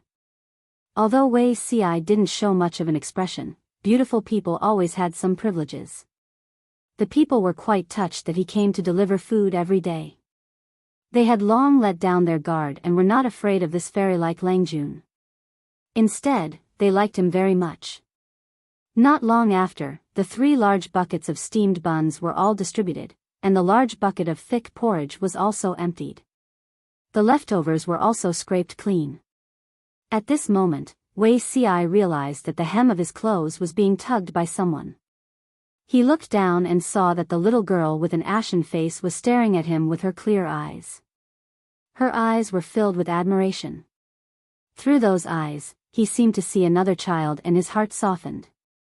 Squatting down, he looked her in the eye and asked, "Have you completed the task I gave you 2 days ago?" The girl nodded heavily, and her yellowish face blushed. She answered happily, "Yes, everything is done." The houses collapsed, crushing countless people who were sleeping to death. The roads were blocked, cutting off the connection between the people in the slums and the outside world. Wei Si hired the young and strong men from the slum to provide them with 3 meals a day. He also gave them extra wages to clear the rocks and snow on the road. If not for that, the big cart behind them would not have been able to be pushed in. Under the pressure of the snow, more houses would have suffered. The girl in front of him lost her mother in the snow disaster, and her father's leg was broken by a fallen beam. He could not work at all. Losing their only labor force, one could imagine the life of this family of 2. Wei Si smiled and gave her a task. He asked her to remember the people who cleared the snow and rocks. He paid her daily wages and gave her warm clothes. The child was very concerned about this and did it very seriously. "Very well done," he praised. The child smiled and opened her mouth, revealing her gums that were missing a few teeth. She seemed to realize that this was not good, so she shyly closed her mouth. Wei Si asked the servants to settle the wages for the day, and asked them to move a few bags of food from the cart, leaving some food for each family. "I won't be coming in 2 days. There are still some food and money here. Keep it for everyone." Wei Si's family was considered to be in decline, but a starving camel was still bigger than a horse. Before the Wei family moved, they left him a lot of money, enough for him to live a life without worries. It was just that he followed Master Yuanjing to the capital for the assessment. At first, he did not expect to encounter such a thing, so he did not bring much with him. Thank you, benefactor, for your great kindness," the crowd expressed their gratitude. Some of the elderly even wanted to kneel down, but they were all stopped by Wei Ci. After leaving the slum, Wei Ci sighed with worry. Personal strength was always weak. Even if he spent all his wealth, what could he do? The guest house that Wei Ci stayed in was not close to the second prince's residence, but if he wanted to go back, he had to pass by there. The further away from the slum, the neater and more luxurious the surrounding houses were. The road under his feet also changed from a muddy dirt road to a neat stone road. It was hard to imagine that such a slum and the courtyard house in front of him would be in the same area. Seeing that there was a majestic guard of honor in front of him, he asked the servant to stop the cart at the side and make way for them. "Lang Jun, the second prince's residence is on the street ahead. Do you want to make a detour?" The servant pushed the cart and asked anxiously. 100 tables of banquets occupied the entire street. Ordinary people were not even allowed to go near, and even the servants could not enter. "Let's make a detour, lest we offend the nobles and cause unnecessary trouble." Wei Ci lowered his eyes and tightened the two sides of his cloak. He frowned, leaving some wrinkles.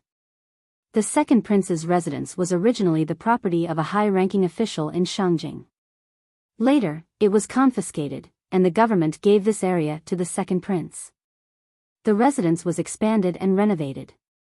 Almost the entire street was within the scope of the second prince's residence, so it would take a lot of time to make a detour. From afar, Wei Ci saw the corner door of the second prince's residence open, and buckets of swill were transported to the swill cart. After a long while, the buckets of swill were moved, and the vermilion corner door was quietly closed. From afar, Wei Ci heard the servants who were transporting the swill whispering to each other. "Sai, how is this swill? It's obviously buckets of silver. I look at those dishes, they're neat and tidy. Some of them have only been moved a few times, and some of them haven't even been touched. They're just poured into the buckets of swill like garbage. Outside, I don't know how many people are starving to death. Even if these can't be finished and thrown to those people to eat, many people can still be saved," the other cook said. "Do you want to die? What nonsense are you spouting here? If the nobles hear this, it's a small matter if you lose your job. I'm afraid you might even lose your life. What right do those lowly people outside have to eat what the nobles have eaten? Otherwise, why do they say that people have a golden spoon in their mouths and are born noble, while we are the peasants in the fields, born to be trampled upon? You still have the cheek to talk about me, aren't you also not careful with your words?" The two cooks bickered for a while, then sighed and quietly drove the carriage away from the back door of the residence. When Wei Ci heard this, he felt as if he was in an ice house, and cold air rushed from the soles of his feet to his brain. A pair of mocking eyes flashed before his eyes, causing his heart to tighten. "Your Majesty. You're right." Chapter 310. Lu Shi and Jiang Pengji stayed at the Feng residence for a long time, but all good things must come to an end. Time passed, and it was time for the two families to part ways. "Lanting, you have to be careful in Langyi Academy. Think before you act. Don't be impulsive." Feng Jin thought of Jiang Pengji's gender and wanted to sigh more than once. If his good friend was a man, things would be much easier. Unfortunately, she was a woman and was naturally restricted by her gender. Feng Jin felt it was a pity. "I know. Do I look like the kind of person who causes trouble?" Jiang Pengji said innocently. Feng Jin was silent for a while and said bluntly, "You do." Su Ku, who was standing at the side, almost laughed out loud. He was liking this Feng Langjun more and more. He was straightforward and honest. Jiang Pengji glanced at Su Ku unhappily. "You're helping others." Hui Jun was handed over to Lu Shi. He would send someone to teach her various skills and familiarize her with the rules and etiquette. Lu Shi had already received his appointment letter in Chongzhou. He would be leaving soon, so Jiang Pengji could not go with him. Therefore, before leaving, Lu Shi brought a generous gift to Master Yuanjing and asked him to take care of Jiang Pengji. She was going to study, not to enjoy life. Therefore, there were only 2 people going with Jiang Pengji to Langyi. One was Takshu, and the other was Su Ku.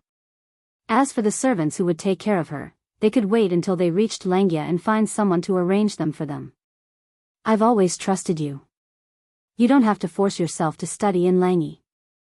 Lu Shi looked at his daughter who was growing up. He was filled with emotions. Master Yuanjing is talented. You have to learn from him. If you don't understand, ask. Don't feel troubled or embarrassed.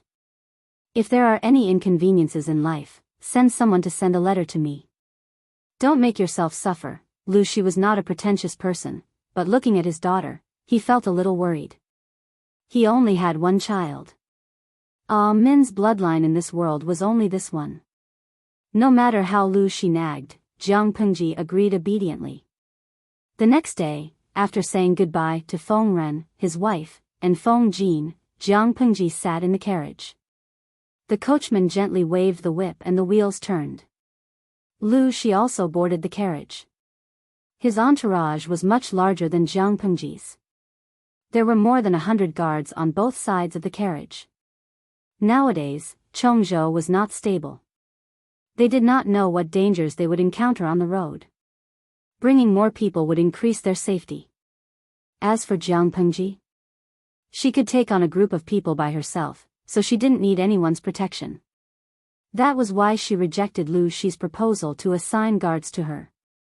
Jiang Pengji suppressed her unnecessary emotions and glanced at the Feng residence where she had been staying for a long time. She lowered the curtain of the carriage and her expression returned to its usual indifference. He leaned against the table and read for a while. When he got bored, he looked up at the bullet screen to kill time. The audience in the streaming room was also affected by the snow disaster some time ago. They were not in a good mood.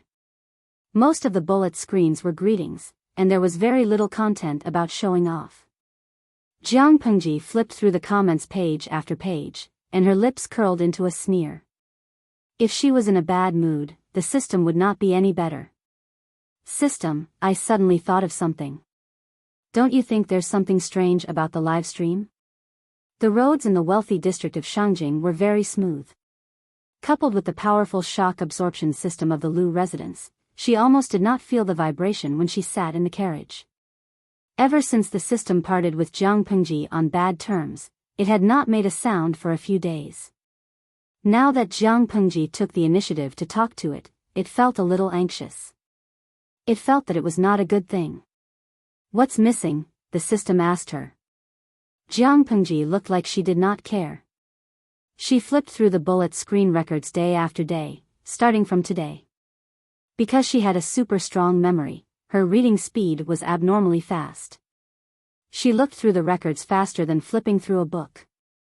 I remember you once told me that your full name is Multidimensional Palace Intrigue Streaming System.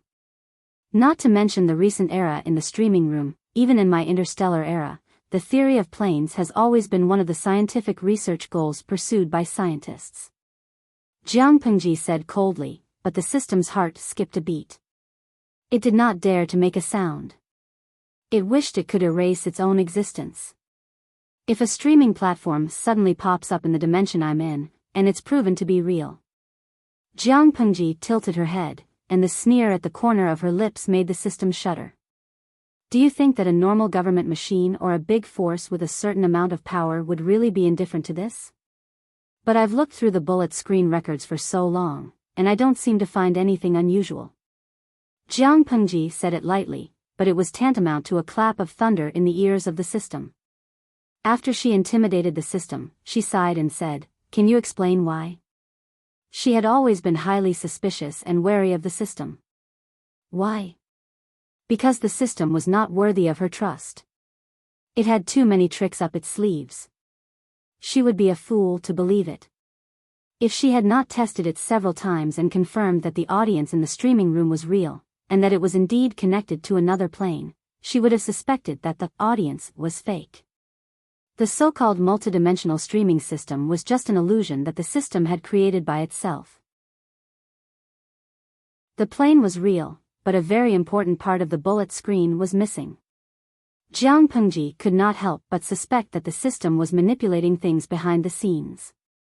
Any bullet screen that involved the official forces of that plane had been secretly cleared by the system. In other words, those people were not qualified to enter the streaming room at all, let alone post bullet screen content. What was the system trying to do? After a long time, Jiang Pengji thought that the system was going to pretend to be deaf and mute. The other party gave an explanation. The streamer's streaming level is too low, so she does not have the authority in this area. In addition, the theme of the streaming room is palace intrigue. Your task is only to stream how to fight in the palace intrigue, and how to turn a noble lady from an aristocratic family into an empress who rules the world. Therefore, you need an interested audience, not a group of opportunists with ulterior motives. As a system, you must strictly control the situation and ensure that the streaming is watchable. The system replied coldly. It added, as a system, my responsibility is to guide the streamer on the right path. Any content that has nothing to do with the main plot and elements that affect the viewing of the streaming room must be removed. Therefore, the official forces of that plane cannot enter the streaming room, let alone post content that is misleading to the streamer. Regarding this point, you can carefully look at the streaming agreement that you signed at the beginning. The system was businesslike and followed the rules and regulations. She could not say anything about it. Jiang Pengji secretly clicked her tongue. Anyway, there was only one system. Whether it was black or white, it could make up whatever it wanted. No matter what the other party said, she did not believe a single word it said. Jiang Pengji snorted and said, "That's fine. Anyway, I don't like to deal with unfamiliar forces." She had full control over her own life, and no one could interfere with it. Hearing her say that, the system secretly heaved a sigh of relief. Chapter 311. Wei Ci looked at Jiang Pengji in a daze, his mind full of thoughts. The person in front of him was definitely at the top of the list of people he was most afraid of seeing. The scene he saw the day before was still echoing in his mind. He could not calm down no matter what he did. He would always wake up from his nightmares at midnight, sweating profusely. Yesterday, he tossed and turned restlessly, unable to fall asleep. He did not have much appetite in the morning, so he only ate some white cake. Coupled with the dark circles under his eyes, people who did not know would think that the white cake was unpalatable. Lu Zheng could usually eat 2 more bowls of rice when he looked at Wei Ci's face, but he had no appetite today. Before he could complain, Master Yuanjing, who had squinted his eyes and moved closer to the bamboo slip, suddenly spoke. "Zixiao, there is a distinguished guest at the door. Go out and receive her." Wei Ci did not understand, but looking at Master Yuanjing's slightly squinted eyes, his heart could not help but skip a beat. He had an ominous premonition. He muttered to himself. When he saw Jiang Pengji get out of the carriage, he felt a slight stomachache, as if the white cake he had just eaten was rolling in his stomach. Jiang Pengji stepped forward, seemingly not noticing Wei Ci's strange expression, and greeted him. "Zixiao, we will be classmates in the future. If I have done anything wrong in the past, I hope that Zixiao will forgive me on account of she's young age. I am not very good with words, and people often misunderstand me. I hope Zixiao will not alienate me because of this." Wei Ci nodded, not daring to speak more. He did not believe the humble words of the person in front of him. She was used to being willful and reckless, doing whatever she wanted to do. If she said, "I am not very good with words, hit me if you don't like it," or something like that, he would believe her. Anyway, he could not beat her. Jiang Pengji did not care about his attitude. She raised her hand and untied the rope of the cloak. Wei Ci saw this and subconsciously took a step back. Both of them were silent at the same time. Jiang Pengji thought of something and smiled innocently. She handed the cloak to Takshu, who followed behind her. She did not miss Wei Si's slightly relieved expression. When she passed by him, she whispered something. That day, I lent the cloak to Zixiao to ward off the cold. Although it is not worth much, it is one of Xi's favorites. Jiang Pengji lied through her teeth. Wei Si seemed to be facing a formidable enemy. She smiled softly and said, I wonder if I can go to Zixiao's room to get. Before she could finish her sentence, Wei Si seemed to explode. He took a step forward and walked quickly, looking as if he had been frightened. Jiang Pengji shrugged her shoulders as she faced Takshu and Su Ku, who looked like they had seen a ghost. She looked exactly like a local ruffian. Su Ku was dumbfounded. He couldn't believe that the person who had flirted with him was actually his Lang Jun.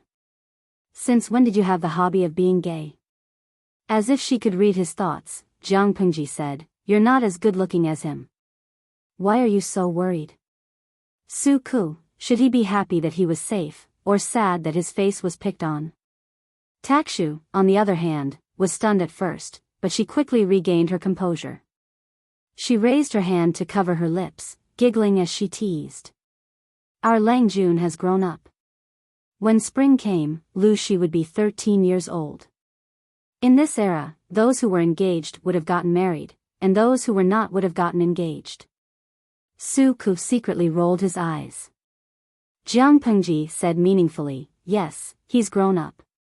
After greeting Master Yuanjing, Jiang Pengji was considered a student of Langyi Academy. She could study in the academy in the future. Who is this?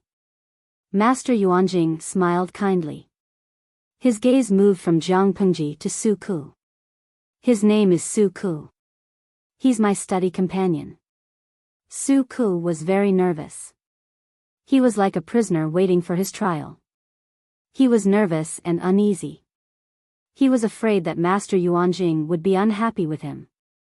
He's a good seedling. He can be a great talent. Get up, all of you. Master Yuanjing was like a kind elder. He made people feel close to him. Lanting, have you had your breakfast? Do you want to have some with me? There were 2 plates of white cakes on Master Yuanjing's table. There was a teapot next to him that was boiling hot tea. There was a sweet smell in the air. Su Ku was stunned. He never thought that Master Yuanjing, who was famous in the 9 prefectures, would be so down to earth. Normally, when Master Yuanjing invited someone, even if they had eaten, they would have to say that they had not. However, Jiang Pengji did not play by the rules. She spoke bluntly. I've eaten. Master Yuanjing did not expose Jiang Pengji's lie. He turned to Su Ku and asked, Have you eaten too? Su Ku was still confused. He shook his head. He did not know why Master Yuanjing dragged him to eat white cakes. White cakes were a common breakfast in Langyi. However, Master Yuanjing had a unique taste. He ate white cakes with fragrant tea. There were many spices in the fragrant tea. It tasted weird, but the white cakes were dipped in honey. In short, this way of eating was like dipping lychees in soy sauce. Jiang Pengji politely declined. Su Ku was quite happy at first. After eating, his stomach felt uncomfortable. Jiang Pengji had expected it. She looked at Su Ku's bitter expression as if she was watching a show. TSK, TSK. I told you to eat whatever you want. Have you learned your lesson? She had a sharp sense of smell. After analyzing the spices in the pot of tea, she knew to stay away from it. However, Su Ku went to it. How did I know? Master's tea brewing skills are so, he did not know what words to use to describe it. Jiang Pengji smiled and said, Master Yuanjing's tea brewing skills are not a problem. However, an old man has a heavy taste. His stomach is not good, so the tea he makes is naturally better for digestion. You were born in Zisong County. The food there is more bland. Naturally, you can't stand it. Su Ku smacked his lips. There seemed to be an indescribable, strange taste left in his mouth. Although he was flattered to have breakfast with his idol, it was better to eat less of such dark cuisine. Jiang Pengji said, "Help me pack up. Master Yuanjing and the rest will leave for Langyi this afternoon." So soon? Su Ke was stunned. He thought he could rest for a day or two at the guest house. Not soon. They had been delayed in Shangjing for a long time. Jiang Pengji shook her head in disappointment and said, "In the morning, my father told me that the imperial court has no time to arrange a place for the scholars. They are to return to their hometown and wait for the decree." The reason was very ready-made. They were busy building relationships with the northern borderline and the marriage of the second prince. How could they care about other trivial matters? What they did not know was that most of the scholars were arrogant people. They were so ambitious that they were given the cold shoulder. They probably did not want to enter the imperial court to be an official. Not everyone liked the intrigue in the officialdom. Instead of fighting in the officialdom, it was better to be a famous scholar and still be famous. A slightly familiar-looking young man walked through the corridor and came to the hall. He bowed to Master Yuanjing. "Master, the carriage and dry food are ready."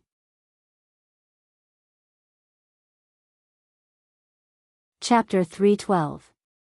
Meng Heng, the eldest son of Meng Zhan, the county chief of Meng County in Sang Prefecture, and the son of Lu Shi's second wife, Gu Zhen. He is now facing the danger of being assassinated. Please accept him. If the mission is completed, the host will be rewarded with a big mystery bag. If the mission is failed, the host will receive a level 1 electric shock as punishment. Jiang Pengji closed her eyes and leaned against the table. She seemed to be taking a nap, but she heard the system-synthesized voice. "Meng Heng?" She frowned, her fingers tapping rhythmically on the table. "Big mystery package?" The system coughed softly and said, "Yes, this is the characteristic of real-time triggered missions. It's similar to a gold chest, and the probability of getting something good is very high. I hope that the host can consider this mission. After all, it has been a while since you started a live broadcast mission, so the rewards are limited. As long as we accept Meng Heng and bring him along for a while, it will be considered a success." Jiang Pengji snorted coldly and said, "System, you seem to have forgotten. I'm not in charge of the team here, and it's not up to me to decide whether or not we can accept one more person." Although there were many people in the caravan, most of them were frail scholars. If the mastermind really wants to kill Meng Heng, it will definitely bring danger to the convoy. Even if one person is accidentally injured, it will be a great loss. You want me to bet on it? The system was speechless. It tried to persuade Jiang Pengji, but it swallowed the words that were on the tip of its tongue.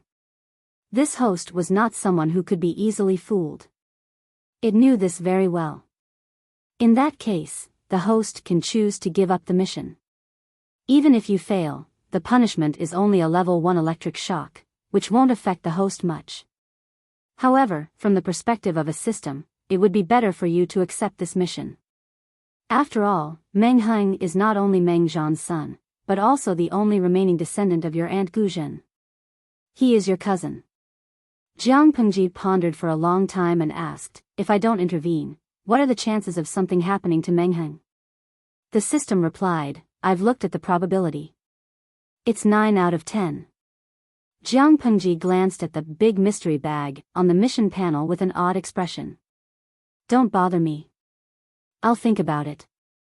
The system said in a businesslike manner, "All right, I won't disturb you." She did not seem to have any change on the surface, but she was secretly sneering in her heart. In the end, the system could not hold it in any longer. Jiang Pengji was in no hurry to upgrade the streaming room. She had said earlier that the leveling up of the live stream depended on the upgrade card. If she could not get a upgrade card, she would not level up. It had been more than half a year, and she had been saving up her popularity points like a miser. No matter what the system said, she was unmoved. Why was she like this? Because she had already seen through the system's little tricks. So what if it was a system? To put it bluntly, it was just a bunch of data that thought it was clever. Did it think it could fool a living person like her? Dream on. After a few confrontations, the system did not gain the upper hand. Instead, Jiang Pengji found out more about the other party and knew what popularity points were. To the system, popularity points were the source of its upgrades and daily activities. Perhaps there were even more important uses. If the live stream room did not level up, the number of points gained daily would not increase. It would be fixed at that point. Unfortunately, the system's appetite was gradually increasing. It was like a 3 or 4 month old baby growing into a 1 or 2 year old child. In the past, he only needed a few mouthfuls of milk to fill his stomach. Now, he needed a small bowl of muddled paste. Under such circumstances, the upper limit of the number of people in the live broadcast room had to be increased. Only then would the daily popularity points be able to satisfy the system's appetite. How to increase the maximum number of people? There were only 2 ways. One was to use the upgrade card, the other was to pay for the upgrade from the streamer's own pocket. The system claimed that for the sake of the streamer, a small investment would yield a big return. When the upper limit of the number of people increased, the streamer would receive more benefits. However, was Jiang Pengji such a stupid person? If the system was hungry, then let it be hungry. It had nothing to do with her. More importantly, Jiang Pengji suspected that the upgrade of the streaming room did not require that many popularity points. Who knew how much commission the system had received from it? Jiang Pengji could not be bothered to believe a single word the system said. Her solution was to drag it out. Drag it out until the system could not take it anymore and urgently needed more popularity points. Then it would pay for Jiang Pengji's upgrade. In fact, that was how the first upgrade card came about. She dared to bet that the real-time triggered task was meaningless. It was just an excuse for the system to give Jiang Pengji the upgrade card. If she opened the so-called big mystery package, there would definitely be a upgrade card. Ever since Jiang Pengji knew that the system could read her mind, she divided her consciousness into 2. She fooled the system with her superficial psychological activities, and her deeper consciousness was her real intention. Well, she concluded that it did not matter whether she completed the task or not. I'll accept it. Just when the system was feeling uneasy, Jiang Pengji's light words made it cry tears of joy. It was as if it had been granted amnesty. It was rare for the host to be so easy to talk to. Takshu, I'm going to ride the horse for a while. I feel like my waist is going to ache after sitting in the carriage for so long. Jiang Pengji put the hand warmer in her arms in Takshu's arms. She lifted the curtain a little and went out sideways. Soon, the curtain was closed. Lang Jun, remember to put on a cloak so that you won't catch a cold. Takshu stuck her head out and handed a cloak to Jiang Pengji. Jiang Pengji nimbly got on the horse and took the cloak with one hand. She shook her wrist, and the huge cloak covered her body obediently as if it had eyes. Zuda, look. Young people are full of vitality and aren't afraid of the cold. It's enviable. Master Yuanjing heard the commotion and lifted the curtain slightly to take a look. He smiled with relief. He held a hand warmer in his hand. He wanted to curl up into a ball, and he looked like he had put on a lot of weight. Zuda smiled as he fiddled with the silver coals in the charcoal basin. He moved it a little further away so that he wouldn't burn anything. You're old but strong now. You're not inferior to a young person. You were playing on the ice with your friends a while ago. I didn't even dare to go down. Zuda smiled and said shyly, if you say that you're old, I'll be the first to disagree.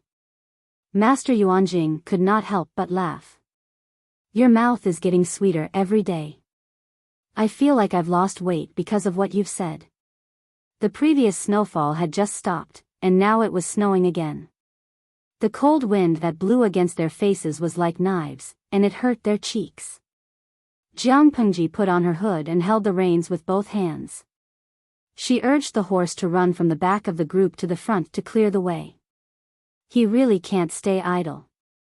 Wei Ci was engrossed in his book when he heard the loud sound of horse hooves.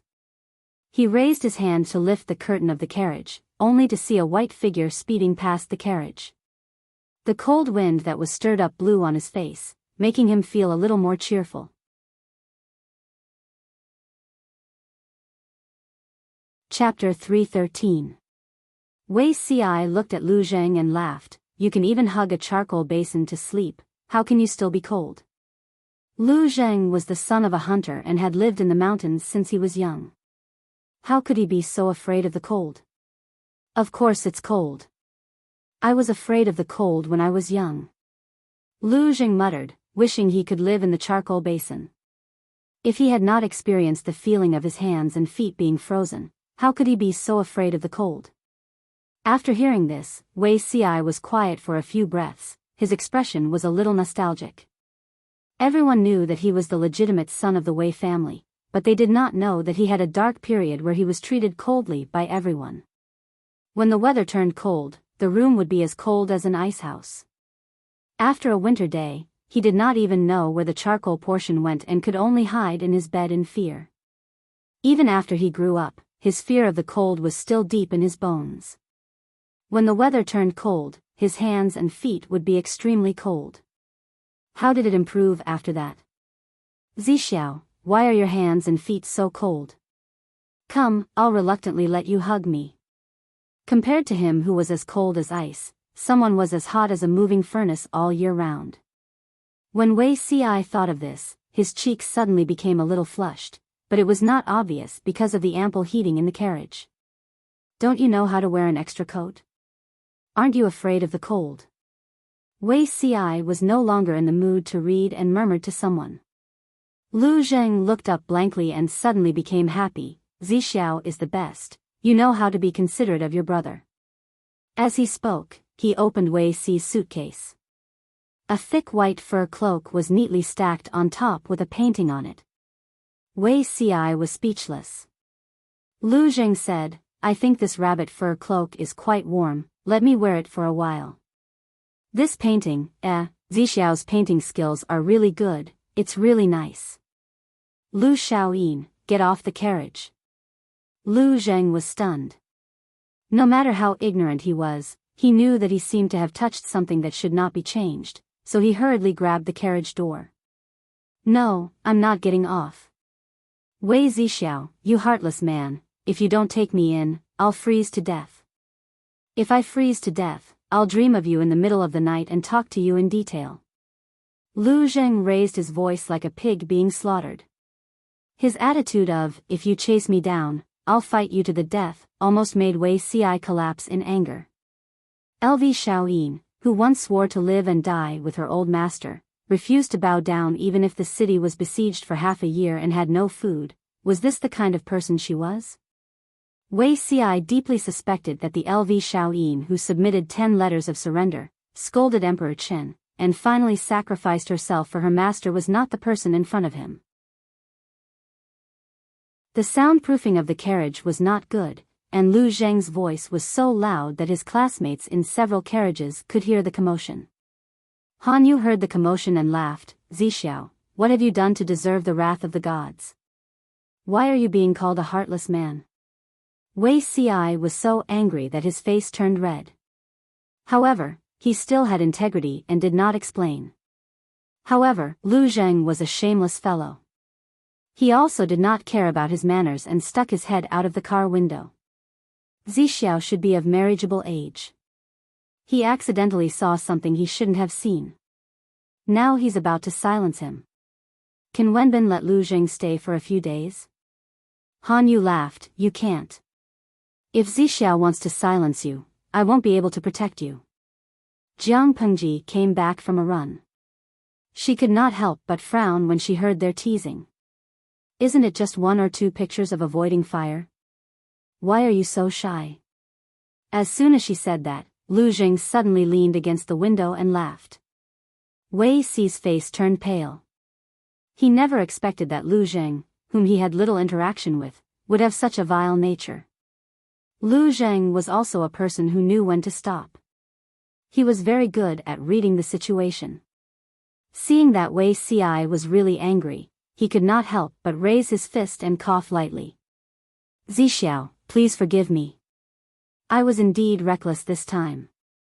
I went too far with the joke. I hope you can be magnanimous and forgive me. Wei Ci said stiffly, don't do it again. When Lu Zheng heard this, he was instantly full of vigor. He stared at the picture scroll. Before the advent of paper, scholars mostly used high-quality cloth as the base and splashed ink to paint. Now that there was improved bamboo paper, they slowly switched to paper, and this kind of paper picture scroll came into being. Lu Zheng knew that Wei Ci was good at many things. There were even rumors in Langya that he was the reincarnation of the previous dynasty's Huangfu of Langya. His literary talent was not inferior to that of Master Yuanjing. In a few years, he would even be more outstanding. But rumors were rumors after all. In Lu Zheng's eyes, Master Yuanjing was like an insurmountable mountain. What did Wei Ci do to have such a reputation? Now that he saw the content of the picture scroll, he was slightly convinced. The woman sleeping on the flower in the picture scroll was vivid and lifelike. It was as if she would open her eyes in the next second. If it was not for Wei Ci's bad complexion, Lu Zheng could not help but feel her breath with his hand to see if she was still alive. The woman was dressed very boldly. Her sleeves were narrow, revealing 2 snow-white wrists. Her skirt could only cover her calves. 2 silver rings hung around her ankles. Her feet were pillowed on the flower petals of the sleeping beauty. It made the redder and whiter the whiter, making one's heart flutter. Why does this person look so familiar? Lu Zheng murmured and stared at the person's face. Wei Ci had already taken the picture scroll from his hand and carefully rolled it back. You're seeing things. Wei Ci pulled the suitcase over and stuffed the cloak from the top layer to the bottom layer. The picture scroll was even more tightly hidden. Lu Zheng was speechless. He felt that the Wei Ci in front of him was very different from the Wei Langjun of the rumors. However, with such good drawing skills, if he really went to draw the fire avoidance painting, wouldn't the scene be so real that one could not bear to look at it? Although it was not the fire avoidance painting, to draw such bold content. TSK, Wei Ci was not a serious person. Unfortunately, Wei Ci also felt that this Lu Zheng was very different from the Lu Shaoyin in his memory. Both of them had a tacit understanding. I probably met a fake Lu Shaoyin, Wei Zixiao. After walking for half a day, the servants started a fire to cook. The carriages surrounded an empty space to block the surrounding wind.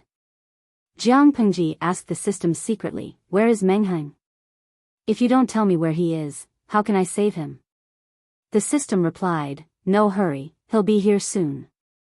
Not long after, just as 3 bonfires were set up, a few silhouettes walked over in the distance, braving the wind and snow. Jiang Pengji was still riding on the horse. She said, I'll go take a look first. I don't know if they're friends or foes. They had already left Shangjing, and it was not peaceful outside. It was very easy to meet bandits or people who were being robbed by bandits. Out of caution, Jiang Pengji went to investigate first. Who's in front? Jiang Pengji stopped them on the horse. There were only 3 people in front of them. Judging from their clothes, they should be a servant and 2 guards. The servant bowed to Jiang Pengji and said, I'm the servant of First Langjun, the chief of Meng County. The road is bumpy and the snow is slippery, so the wheels of the carriage are broken. I don't know what to do now. I saw a bonfire here, so I took the liberty to come and ask for help. Jiang Pengji frowned and asked, First Langjun of the chief of Meng County? Is he Mengheng? The servant said, yes, he is my Langjun. Jiang Pengji's cold face warmed up a little. She said, what a coincidence. My father is Lu Shi from Hejin. If we're talking about relatives, Mengheng is my eldest cousin. Where is he now? I'll go take a look. When the servant heard Lu Shi's name, he thought it was bad. He did not expect Jiang Pengji to recognize him as her relative. He was relieved.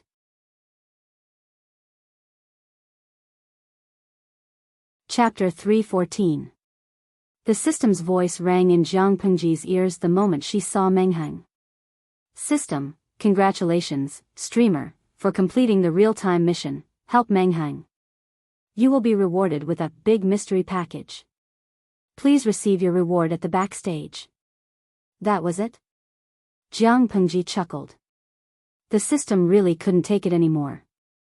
Otherwise, it wouldn't be in such a hurry. She looked at Meng Heng calmly. Unlike Meng Heng, who had a delicate appearance, Meng Heng looked rough at first glance. He was dressed in a scholarly robe, which made him look neither fish nor fowl. However, when she looked closely, she felt that he was full of determination. Meng Heng was more of a warrior who was proficient in martial arts than a scholar who was well versed in poetry. She glanced at the thick calluses on his hands. It was the mark of holding a sword and a spear all year round. Even if Meng Heng was not good at martial arts, his body was definitely not weak. Are you Cousin Heng? Jiang Pengji informed Master Yuanjing, then followed the servants and guards to meet Meng Heng. When she first saw Meng Heng, he was still sitting in the carriage, wearing a gray cloak. The charcoal in the carriage had long been extinguished, and there was no residual heat. The decorations inside were also simple. He looked like an ordinary scholar from a poor family. She couldn't tell that he was the legitimate son of the Mengs at all. You are? Meng Heng frowned. He couldn't remember when he had seen Jiang Pengji. Mother often talks to me about Cousin Heng. She's always worried about your days in the Mengs. Jiang Pengji didn't explain her background, but Meng Heng understood when he heard that. You are Cousin Shi? Meng Heng looked at her blankly. He didn't expect that the handsome young man in front of him was the rumored second legitimate son of Lu Shi. When he heard Jiang Pengji mention Gu Zhen, his expression became a little obscure. How has mother been all these years? When Gu Zhen left the Mengs, Meng Heng could barely remember, so he more or less knew what had happened. Because he knew what would happen to Gu Zhen if she didn't leave, Meng Heng didn't have any resentment towards his birth mother. Instead, he respected and pitied her. The Mengs' residence was not a good place. Otherwise, he wouldn't have gone all the way to Shangjing to study and avoid those messy things. Jiang Pengji said, I fell seriously ill early this spring. My mother almost didn't make it. However, fortune and misfortune go hand in hand. After I recovered from that serious illness, even some of the ailments I had when I was young were cured. Now I'm living very well. Meng Heng said, Mother is doing well. Nothing could be better. Jiang Pengji asked him, I heard from Cousin Heng's servant that there's something wrong with the carriage's wheels? Meng Heng's face flushed with embarrassment. Yes. Jiang Pengji secretly glanced at the broken wheel and immediately understood where the problem was. It was unknown how many years this carriage had been in service. It had been in disrepair for many years, and the wheels had also been used for many years. It was only now that it could no longer bear the load and was broken. How could the eldest son of the Meng family sit in such an old carriage? It was obvious how hard his days in the Meng family were. Going out on a snowy day, they didn't have enough charcoal in the carriage. Even the clothes they wore were old clothes that had been washed countless times. If Cousin Heng isn't in a hurry, why don't you come with me? We can take care of each other. Jiang Pengji invited him like a naughty 12-year-old. My mother is so sick that she's unconscious. She often calls out Cousin Heng's pet name at the door. Now that we've met, I have to ask you properly. When I go back, I can learn from my mother so that she won't have to worry. Meng Heng's heart skipped a beat when he heard that. It was as if that scene appeared in his mind. He didn't have many memories of his childhood, but he still had an impression of Gu Zhen. She was such a quiet and beautiful lady, as if she had walked out of a painting. One couldn't help but sigh at the peace of life. Now that she was still thinking about him when she was seriously ill, how could he not be touched? His heart warmed up. He said, if that's the case, I'll have to trouble you. My mother has remarried many years ago.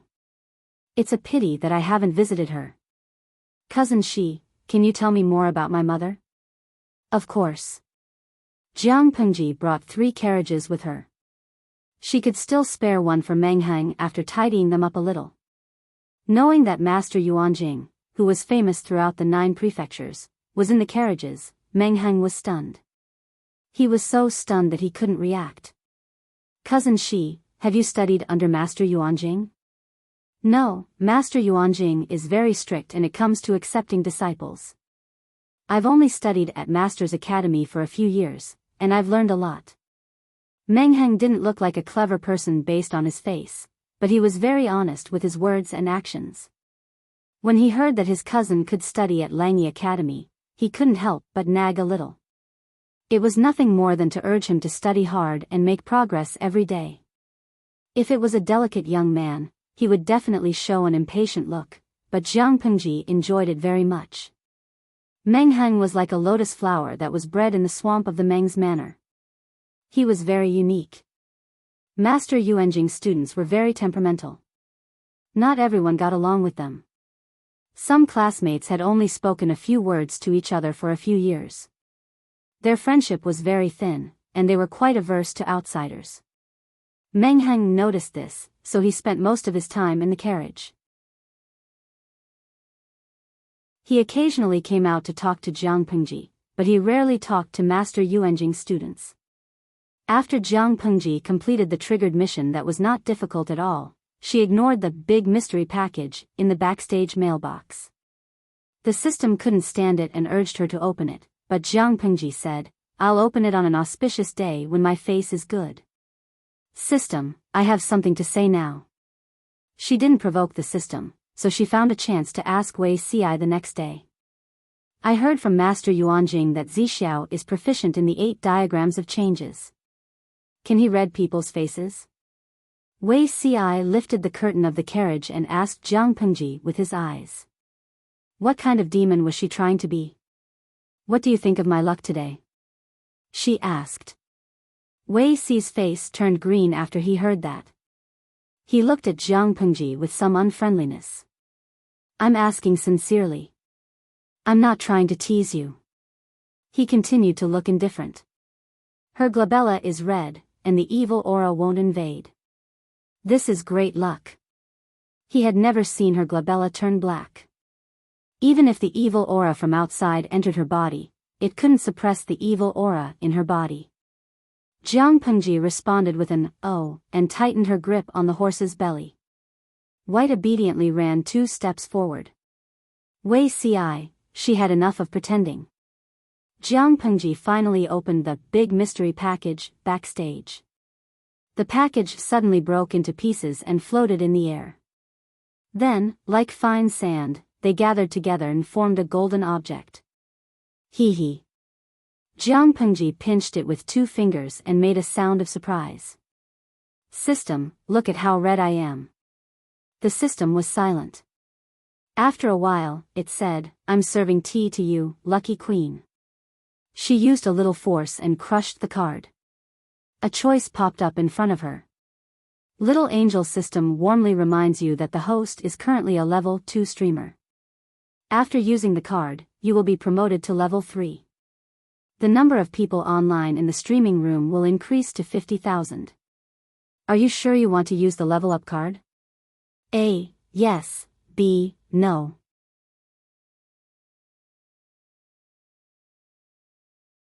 Chapter 315. System Announcement. Congratulations to the host, Jiang Pengji, for leveling up to level 3. The upper limit of the streaming room has been expanded to 50,000 viewers. Clusters of fireworks exploded on the virtual screen, covering the originally sparse bullet screen. The level 2 streaming room had light decorative patterns. After leveling up to level 3, the color of the patterns deepened and became very gorgeous. The audience who had been waiting in line rushed in, increasing the upper limit to 50,000 viewers. The sudden increase in the number of viewers caused the network to lag for a moment. The bullet screen was like an erupting volcano. Zuizhang Beishijing, what happened just now? I feel like the whole screen is lagging like a PowerPoint. Bingtang Lemeng, I'm lagging too. I thought the streamer would only be streaming for a short time today. Oh, what did the system announcement mean? Did the streamer finally level up again? Will there be 50,000 viewers watching the stream? Lo Cg Lianmeng, seeing the screen full of fireworks, I looked at the interface. The number of viewers has indeed increased to 50,000. Ingtao, I thought the network crashed. I was waiting in line just now, and then I suddenly came in. I wanted to complain that it was too difficult to get a spot in the streamer's streaming room. She got it once, and then she couldn't get it anymore. Linglong Mabaya to Gaju, I agree with the previous comment. I have to change several positions to get a spot every day, but I can't get it every time. Dora Ameng, TSK, are you kidding me? How can a normal person's hand speed compete with these guys who have been single for hundreds of years? Nugatang, #picknose. I seriously suspect that their hometown is in the signal tower. Jiang Pengji smiled. Although there were a lot of new viewers, the atmosphere of the live streaming room was not bad. She glanced at it and then looked at the popularity points in the background. She had a plan in mind. After a few tests, Jiang Pengji had a preliminary understanding of the system's weakness. As long as she did not deliberately seek trouble, the system could not escape from her hands. The host and the system were like two people at the opposite end of a seesaw. The popularity points in their hands were the chips in their hands. As long as Jiang Pengji maintained the balance of the seesaw or suppressed the system, the other party could not do anything to it. Instead, it would be forced into a dead end by her. For example, if Jiang Pengji refused to level up, the system could only struggle at death's door. It would get weaker day by day until its energy was exhausted. On the other hand, if Jiang Pengji had less chips than the system, or if she accidentally jumped into the trap designed by the system, what would happen then? She would be caught by the system, and if she wasn't careful, she wouldn't be able to turn the situation around. She would become its puppet, and the system could do whatever it wanted to her. If that was the case, why didn't Jiang Pengji seize the opportunity to take down the system? Because only by casting a long line could one catch a big fish. How could a person who achieved great things be attracted by the small profits before him and ignore the real big picture? Heh. Jiang Pengji curled her lips into a smile, her eyes brimming with confidence. She wanted to see how much longer the system could endure. Host, I feel like I'm about to break through. After a while, the stiff electronic voice of the system rang in her ears. He raised his eyebrows and asked, "Are you going to level up again?" "Yes." The system replied matter-of-factly, "Just like last time, I will try my best to choose the time when the host is not broadcasting to upgrade and maintain myself, so that it will not affect the host's daily broadcasting work. This upgrade is estimated to take 12 hours. Jiang Pengji nodded in approval. Before the system could heave a sigh of relief, she said, "Actually, I have something to discuss with you.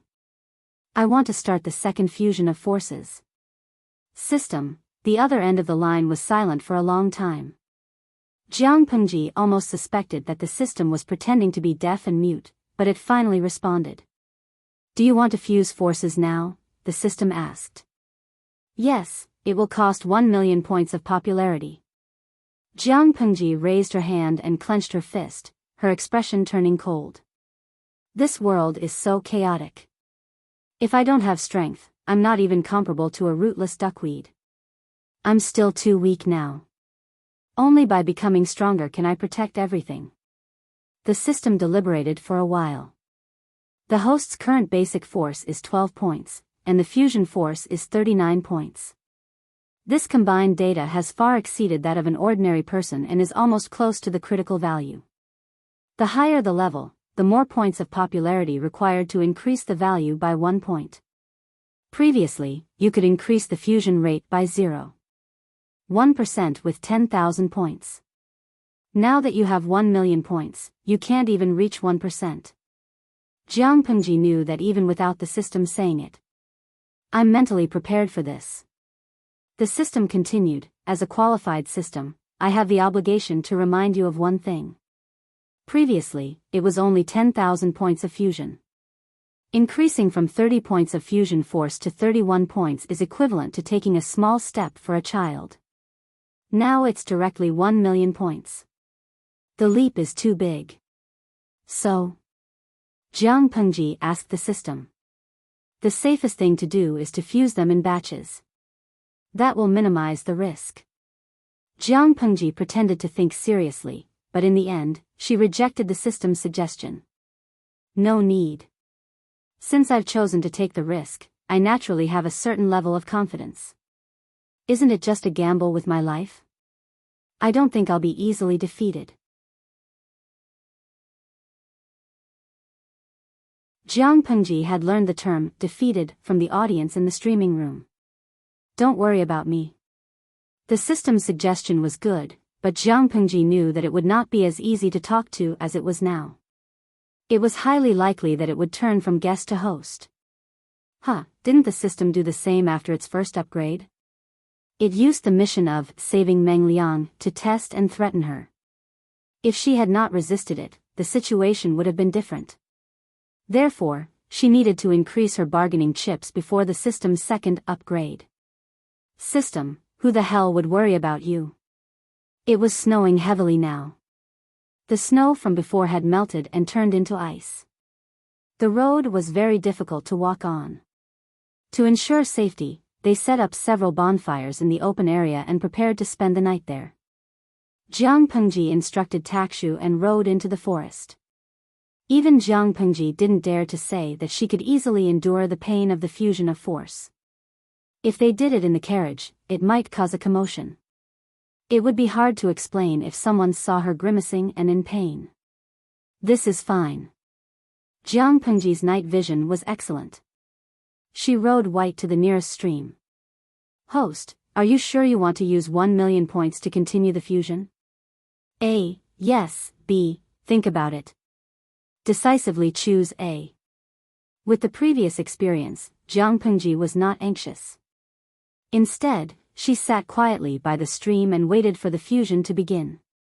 As expected, after a few breaths, a sharp pain without warning swept through her body. It was fierce and intense, completely different from the first fusion. She secretly gritted her teeth and grabbed the pebbles by the stream with both hands. She clenched her fingers so hard that she left finger marks on them. The moonlight was as cold as water. When it fell on her face, it reflected a ghastly white color. She looked like a lifeless ghost. The color of her lips turned from green to purple. Because of the pain, her eyeballs were wide open. The corners of her eyes hurt as if they were about to split open.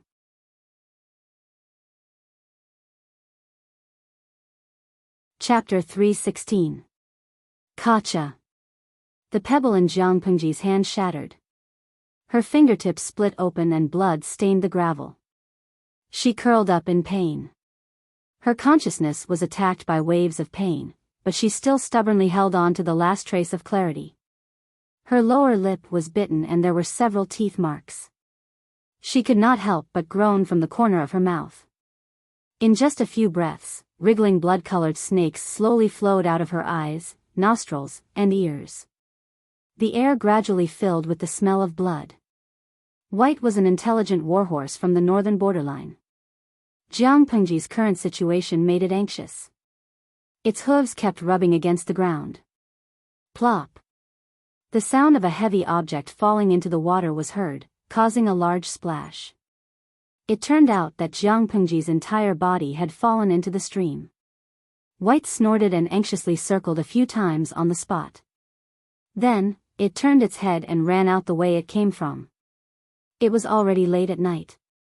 Except for the servants and boy servants on night duty, most of the people were already asleep. The scholars who liked to read at night were still in the carriage reading slowly by candlelight. Lu Zheng fell asleep after eating and drinking. He grabbed the bedding and rolled himself into a spring roll. Wei Ci wore a cloak and leaned against the carriage to read carefully. Perhaps it was because he had had a different experience, but now that he was going back and reading these familiar contents, he actually had a different understanding of them. Seriously. After reading a book, Wei Ci gradually felt sleepy. Just as he was about to sleep with his clothes on, he saw Lu Zheng sprawled out on his back. His sleeping posture was extremely carefree and took up more than half of the carriage, making him feel as if he had nowhere to put his feet. He should not have taken in Lu Zheng, who was friendly with him. Who knew that his sleeping posture was so bad? He despised it. Is there the sound of horse hooves? He was about to wake Lu Zheng up when he vaguely heard something. He lifted the curtain of the carriage. There was no movement from the servants on night duty outside. He could not help but wonder if he had heard wrongly.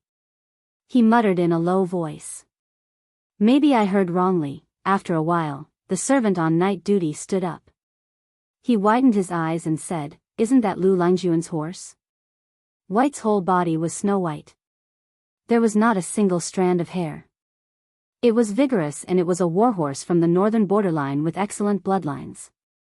It was very eye-catching at night. Lu Langjun. Upon hearing this form of address, Wei Si's heart skipped a beat.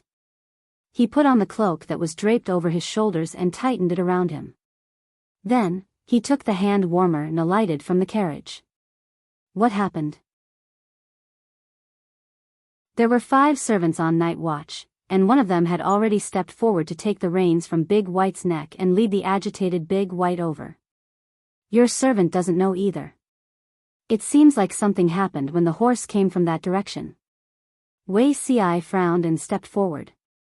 Big White rubbed its head against his chest and snorted a few times, looking very impatient. Could it have discovered something? Wei Si raised his eyebrows, an ominous premonition rising in his heart. This horse was naturally arrogant. During the day, many people looked at it enviously. No matter how much they tried to please it, it was too lazy to bite them. If Dabai had discovered something, he would have gone to find his master instead of wasting time with an outsider. You guys stay here, I'll follow the horse to take a look. If I don't come back in an hour, then inform master and the others. Although Wei Si was a scholar, he was also proficient in the 6 arts of a gentleman. His horsemanship and archery skills were not as good as those of a military general, but they were not just for show. Sorry for offending you. Take me to your master. Wei Si stroked Big White's mane, grabbed its reins, and flipped onto the horse's back. Surprisingly, Big White did not throw him off. Looking at Big White and Wei Si, the servants looked at each other and could only do as they were told. The stream was not very far from where the carriages were camping. It would only take a quarter of an hour to travel back and forth on Big White. Wei Si thought that something had happened to Jiang Pengji. He was so scared that his lips turned white. He almost got thrown off by Big White. However, there were many trees in front of him, so he could not see clearly. But he was not deaf. The sound of the water was clearly, before Wei Si came over, Jiang Pengji had already woken up from the stream. She was in good spirits, but her legs were still weak. It was difficult for her to even lift her fingers. Relying on her good health, she simply soaked in the cold stream water to adjust her breathing. She found that there were many bloodstains on her skin. She raised her hands and splashed the water on her arms and neck. She used her clothes to clean the bloodstains. Hearing the familiar sound of horse hooves, Jiang Pengji raised her eyebrows but did not turn around immediately. Who is it? She asked. Her voice was hoarse and languid. Separated by the trees, Wei Si shifted his gaze to another place, but his ears were slightly red. Your horse ran to the campsite just now. I thought that something had happened to you, so I rushed over, Jiang Pengji said. I found the stream here clean during the day, so I sneaked over to take a bath in the middle of the night. I've embarrassed myself in front of you, Zixiao. Wei Si's face was livid. He stood beside Big White, not knowing whether to leave or stand. Since you're fine, it's not convenient for me to stay here any longer. Others did not know Jiang Pengji's gender, but Wei Si knew. He did not intend to let others know that he knew. Wait a minute. Jiang Pengji stopped Wei Si and said embarrassedly, I sneaked out and left in a hurry. I forgot to bring a change of clothes. Can I trouble Zixiao to bring Big White back and ask Takshu to help prepare a set of clothes? Hang it on Big White's horse ornament. It will send it over. Wei Si's expression was completely unsightly. So, Big White didn't run to the campsite to ask for help, but to bring a set of clothes for Jiang Pengji. He glanced at Dabai. Dabai also turned around and looked at him innocently with its big, watery eyes. Wei Si's face was cold. He turned over and mounted the horse. I understand.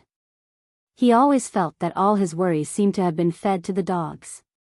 Big White snorted and the horse galloped away. It was not as hurried as when it came.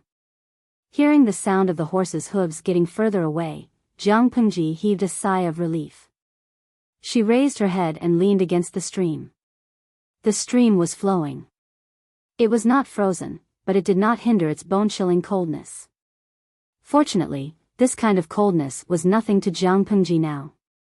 Looking at her personal attributes panel, she smiled weakly. She did not care about other things, but basic strength, 31 points, combined strength plus 56 points, was enough to prove that she had made the right choice. She raised her hand to look at her arm. On the surface, there did not seem to be many changes, but she could feel the power contained within. After washing a little with the stream, Big White ran over with a bag of clothes on its back. Seeing that the lower edge of the clothes was close to the ankles, Jiang Pengji frowned. The clothes are a little small. She knew that this was due to the increase in her height. After the combined strength, the jeans would also slowly be optimized. Her height was a little longer, which was also the external appearance after the optimization. Fortunately, the change was not big. Moreover, this body was only 12 years old. It was not even 13 years old yet, so it was normal for it to grow quickly. Apart from that, there was another advantage to this change. Due to physiological reasons, females were on average much shorter than males. This was especially true for Lu Shi's body. Now that she had grown taller, her height would not be too conspicuous when she appeared in men's clothing. Jiang Pengji tucked her wet hair behind her head and turned over to mount the horse.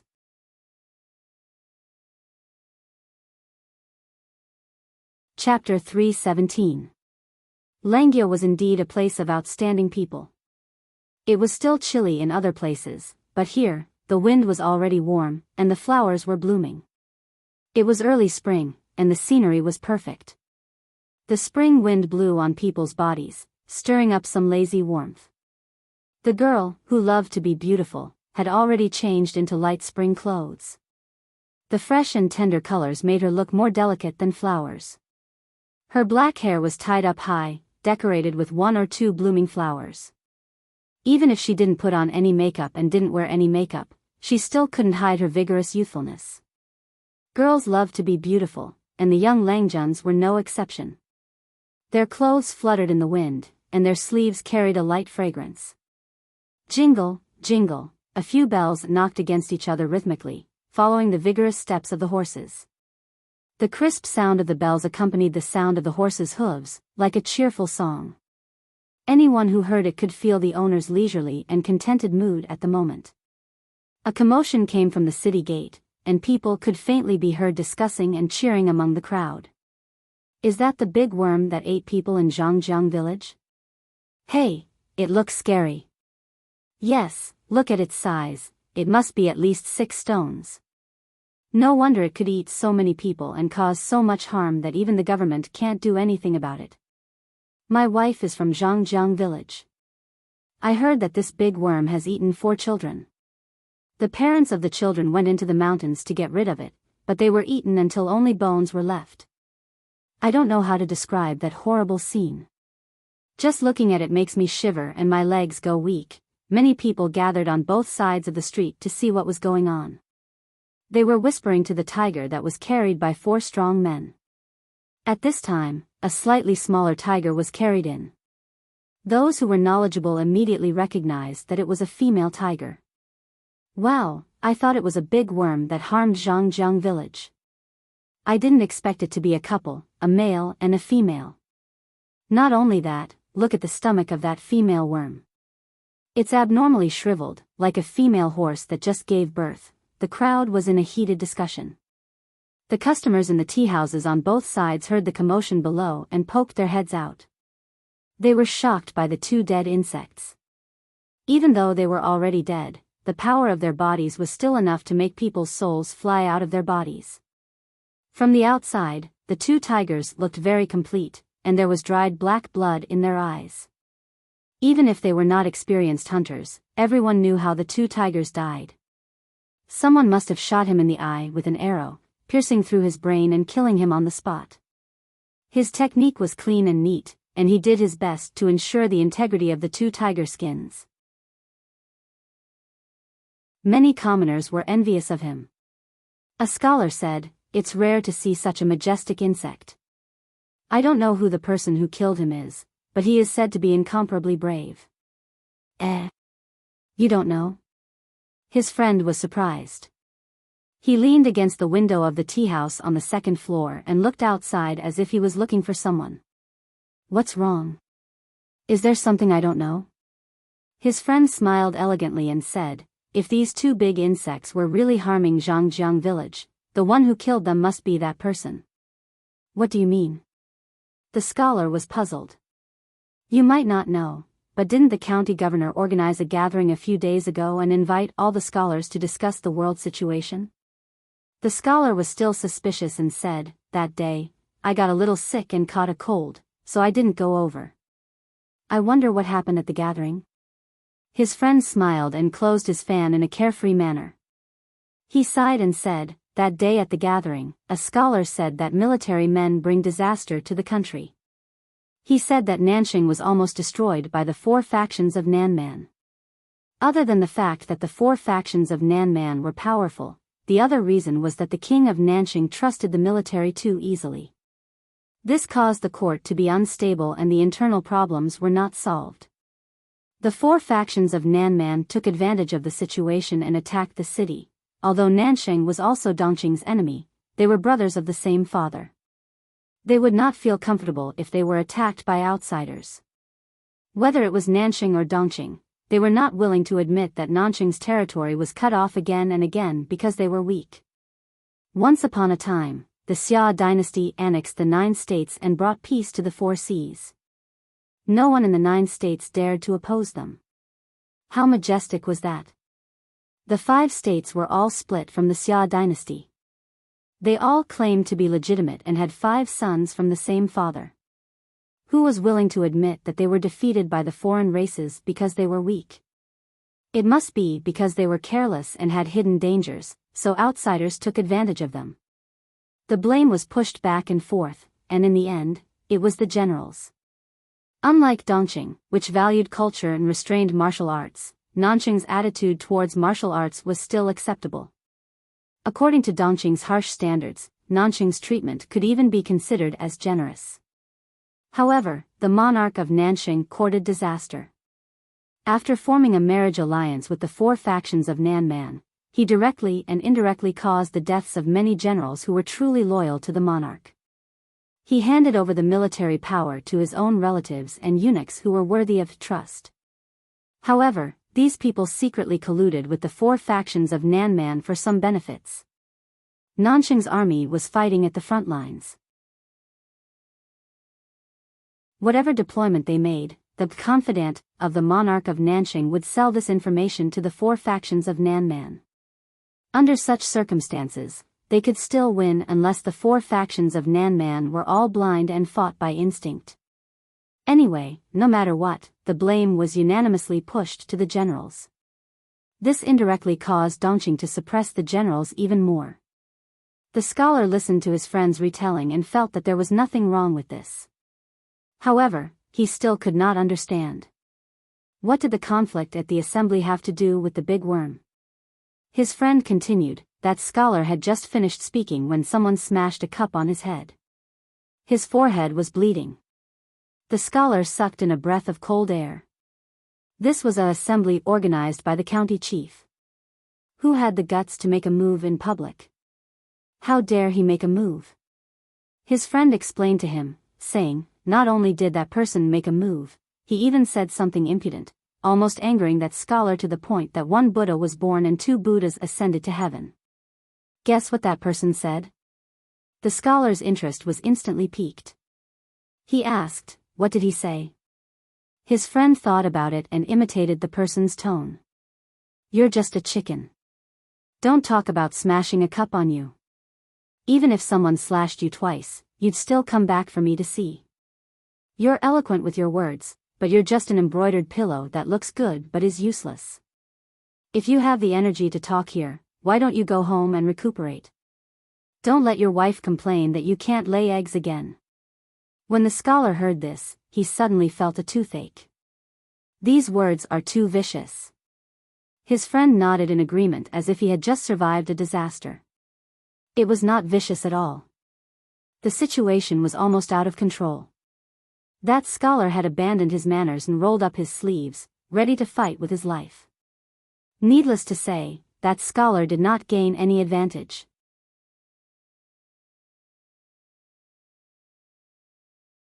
Chapter 318. The scholar thought about it carefully. It seemed that there was nothing wrong with what he said. But the problem was, did this matter have anything to do with the 2 big insects? His friend continued, because the troublemaker Lang Jun has some background, the county chief did not want to make a big deal out of it. He hoped that the 2 of them could settle their grievances privately. The troublemaker said, "Yesterday, I heard from the girls in Wangchun Tower that there were man-eating insects in Zhangjiang village that were harming the people. Do you think that your mouth is so scary? Why don't we make a bet? Let's see if your mouth can kill those insects, or if the bow in my hand can make them die. You always trample on martial artists. How did the founder of Dongqing start his career? Forgetting his ancestors." The scholar smacked his lips. He suddenly felt that although the troublemaker Lang Juan's mouth was a little poisonous, he was a real person. Not to mention anything else, just the fact that he had the guts to kill the insects as a bet showed how heroic he was. Then these 2 big insects, were they hunted by that Lang Jun? Probably 8 or 9 out of 10. His friend nodded. "I have a good friend studying at Langi Academy. He has heard about that person. He was born with great strength and was strong enough to lift a cauldron. It is not impossible for him to kill 2 big insects. On the other hand, I heard that the scholar has been loitering in the brothel. He is lazy and has a lot of wives and concubines in his backyard. He can't even ride a horse or draw a bow, let alone kill the insects." As soon as he finished speaking, a few strong men had already carried the 2 tigers onto the street with some difficulty. The people on both sides of the street were curious. It was as if a cat was scratching their hearts, but they did not dare to go forward for fear that the tigers would come back to life. Ding, ding, the crisp sound of the bell was even clearer. It came from afar. The scholar could not help but open his eyes wide and stared at the source of the sound. A teenager who was about 15 or 16 years old was leisurely sitting on the back of a horse. He did not even hold the reins. The horse he was riding on was snow-white with strong limbs. What a handsome warhorse. The scholar sighed. The teenager on the horse seemed to have heard his compliment. He looked up and caught his gaze, which made the scholar a little embarrassed. At this moment, he finally saw the young man clearly. It was different from the wide-sleeved Confucian robes that scholars like to wear nowadays. The sleeves were very narrow, but it was also different from what the foreign tribes wore. From the appearance alone, it still retained the distinct characteristics of Dongqing. It should have been modified from the basis of the Confucian robes to make it more convenient for movement. The young man wore a simple and neat silver ring around his neck. 2 sachets and other accessories hung from his waist. He wore a pair of brown, wide-toothed wooden clogs and a pair of snow-white socks. The weather was not very warm, and people with weak bodies would need to put on 2 more spring clothes before going out. However, this young man did not seem to notice, and his clothes were light and simple. Looking at the young man's face again, his dark and heroic eyebrows were slightly raised, making his entire face look lively. As for those eyes, it was unknown whether it was a psychological effect, but when the scholar met the other party's gaze, he suddenly felt guilty and wanted to avoid it. It was as if he could see through everything, and no one dared to look at him directly. The bridge of his nose was high, and his thin lips were slightly curled. He seemed to be smiling but did not, giving people a sense of closeness. Even the most picky person could only say that he was a handsome young man when looking at this plain face without any makeup. The snow-white warhorse was also extraordinary.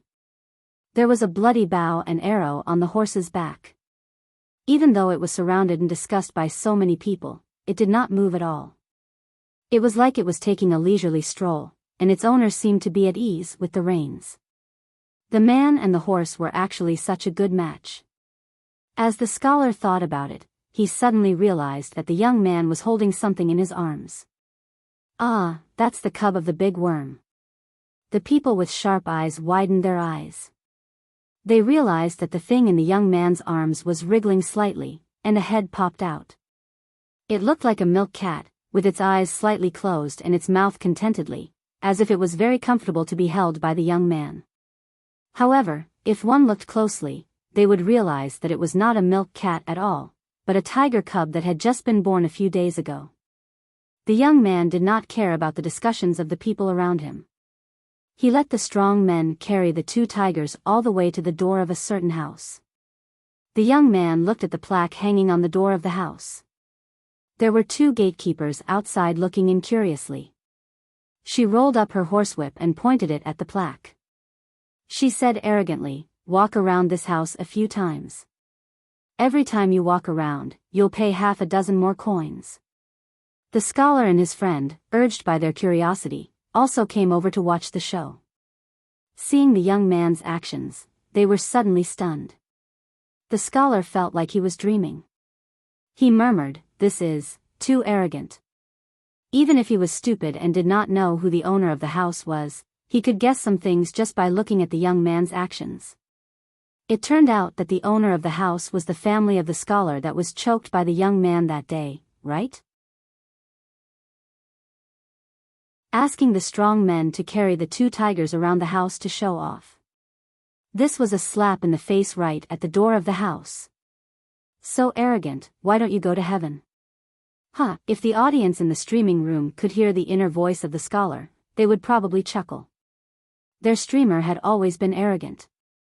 She stayed in the sky and never came down. Yes, the young man on the horseback was Jiang Pengji. Lo Siji Lianmeng, #propping chin, the streamer always causes trouble. This unlucky child is probably so scared that he doesn't dare to jump out. Chun Lai, ha ha ha, although it's not the first time I've seen the streamer being arrogant, every time I see it, I feel especially good. Dashu Xiaobing, #picking nose, what can I do? His brain is filled with too much water. The streamer is just kind enough to beat the water out of his brain. You didn't see the situation at Tianya gathering. The more you talk, the more you go overboard. It was the Nanxing king's own fault, but he has to deceive himself and push the blame onto others.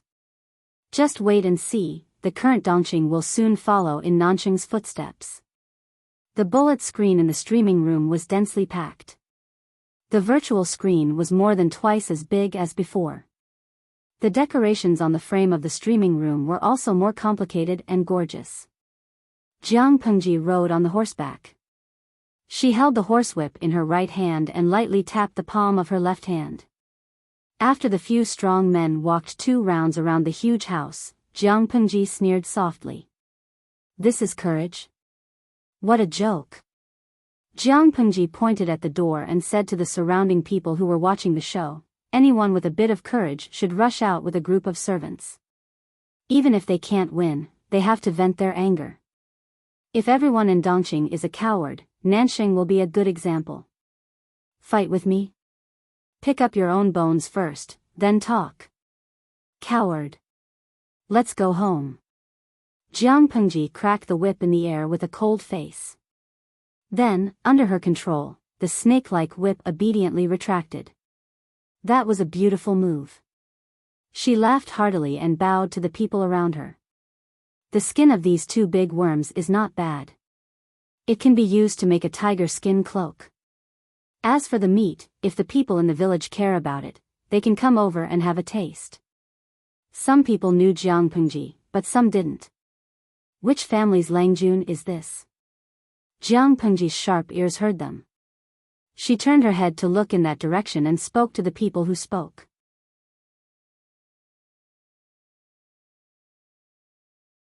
Chapter 319. Those families with ordinary backgrounds would only be able to taste some meat during festivals or on important days. Most of them would be raising their own hens. They wouldn't even be willing to go to the market to buy pork, let alone eating the meat of the giant worm. The audience in the streaming room saw that Jiang Pengji got someone to skin the two tigers and divide their meat on the spot. To Siji Zhiwu, host, are you kidding me? If you did this to us, you would be called over for tea.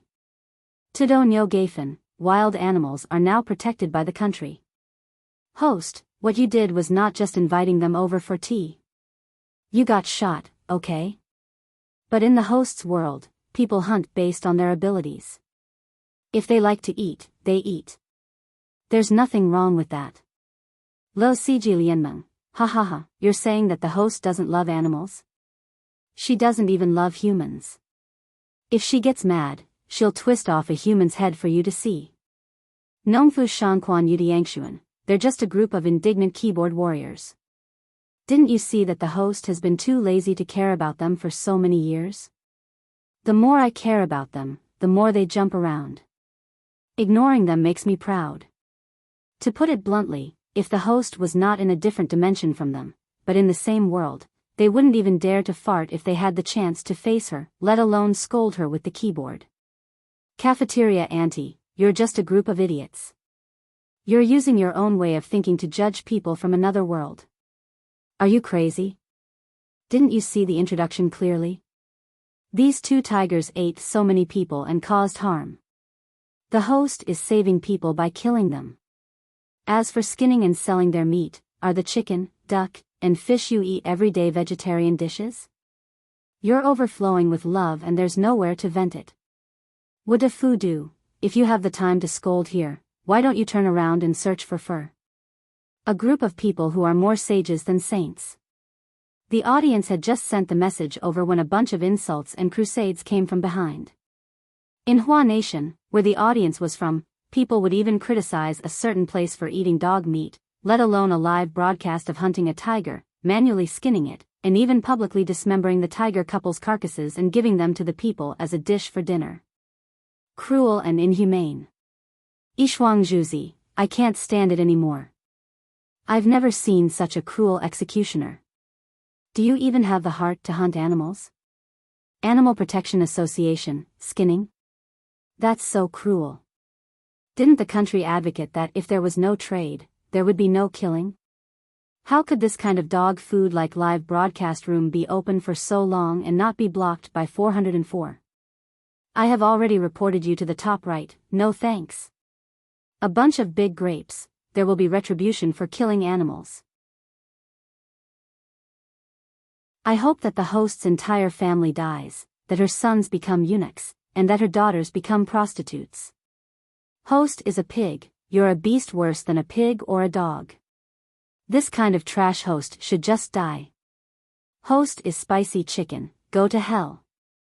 Go to hell. Go to hell. These insults were still considered light, but the content of the more excessive greetings to the 18 generations of ancestors was extremely unbearable to look at. Jiang Pengji couldn't be bothered with him and didn't open her mouth to refute. Just as the other live stream viewers had said, the more they paid attention to these clowns, the more they jumped. Jiang Pengji had always dealt with it coldly. In other words, her brain simply could not process the information that was even more worthless than rubbish. However, her fans who supported her would not give up. They directly started a war of words in the streaming room, and it became a chaotic mess. Regarding her good mentality, a viewer who had followed the streaming room for more than 3 years sighed with emotion. Pepsi Cola, I suddenly have a lot of respect for the host's psychological ability. Nowadays, online violence is getting more and more severe. Many bright and beautiful public figures have been forced to suffer from depression because of the pressure of public opinion. The host has been cursed by the keyboard warriors for more than 3 years, but her mentality is still so good. Jiang Pengji was using a lotus to wrap up the meat that had been divided and distributed to the people who came to join in the fun. She caught a glimpse of this from the corner of her eye and suddenly smiled. Host V, it's not that I have a good mentality. In fact, my temper is very bad. The reason why I didn't refute them is because they haven't completely evolved. Why should I care about the language of a group of non-human beings? Secondly, if the feces in the toilet stinks you, will you step on them or bite them? The most correct solution is to flush it directly. Why bother so much? It was also because they were in different dimensions. If they were face to face, she would beat up the whole family of those who dared to speak rudely to her. Naturally, Jiang Pengji's arrogant words and actions directly touched the sensitive points of those people. They wished they could stay in the streaming room 24 hours a day and use all kinds of unbearable words to greet her. Jiang Pengji calmly divided all the meat and even gave the bones to the people to take home to make soup. She didn't spare any attention to them at all. As for the 2 intact tiger skins, they would be taken care of when they got home. She placed the 2 tiger skins on the back of the horse and rode White back leisurely. She bought a small courtyard with 2 entrances in Langyi. It was very close to Langyi Academy, so it was convenient for her to go to school or visit friends and relatives. Lang Jun, you're back. As soon as she arrived at the door was already opened and a gatekeeper in brown clothes walked out. She threw White's reins to the gatekeeper. Yes, White ran a lot today.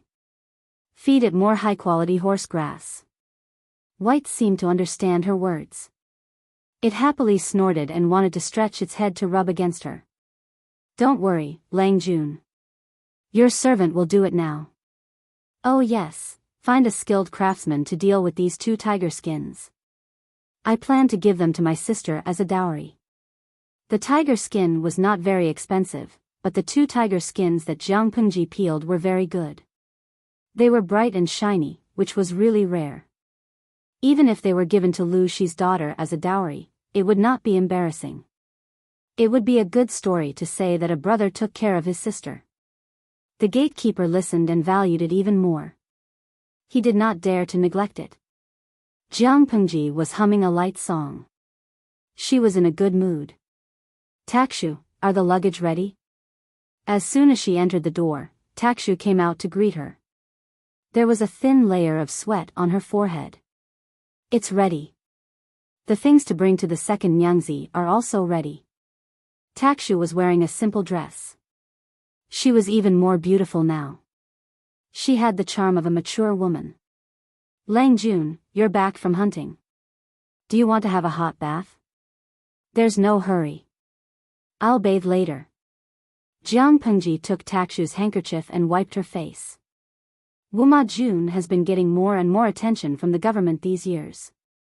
He has become the most favored son besides the crown prince. The court officials are all watching him.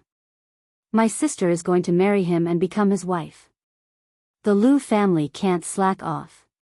The dowry doesn't need to be outstanding, but it can't be a joke. You're tuning into the Romantic Tales YouTube channel. Don't forget to subscribe and join us on this journey to catch the most captivating stories.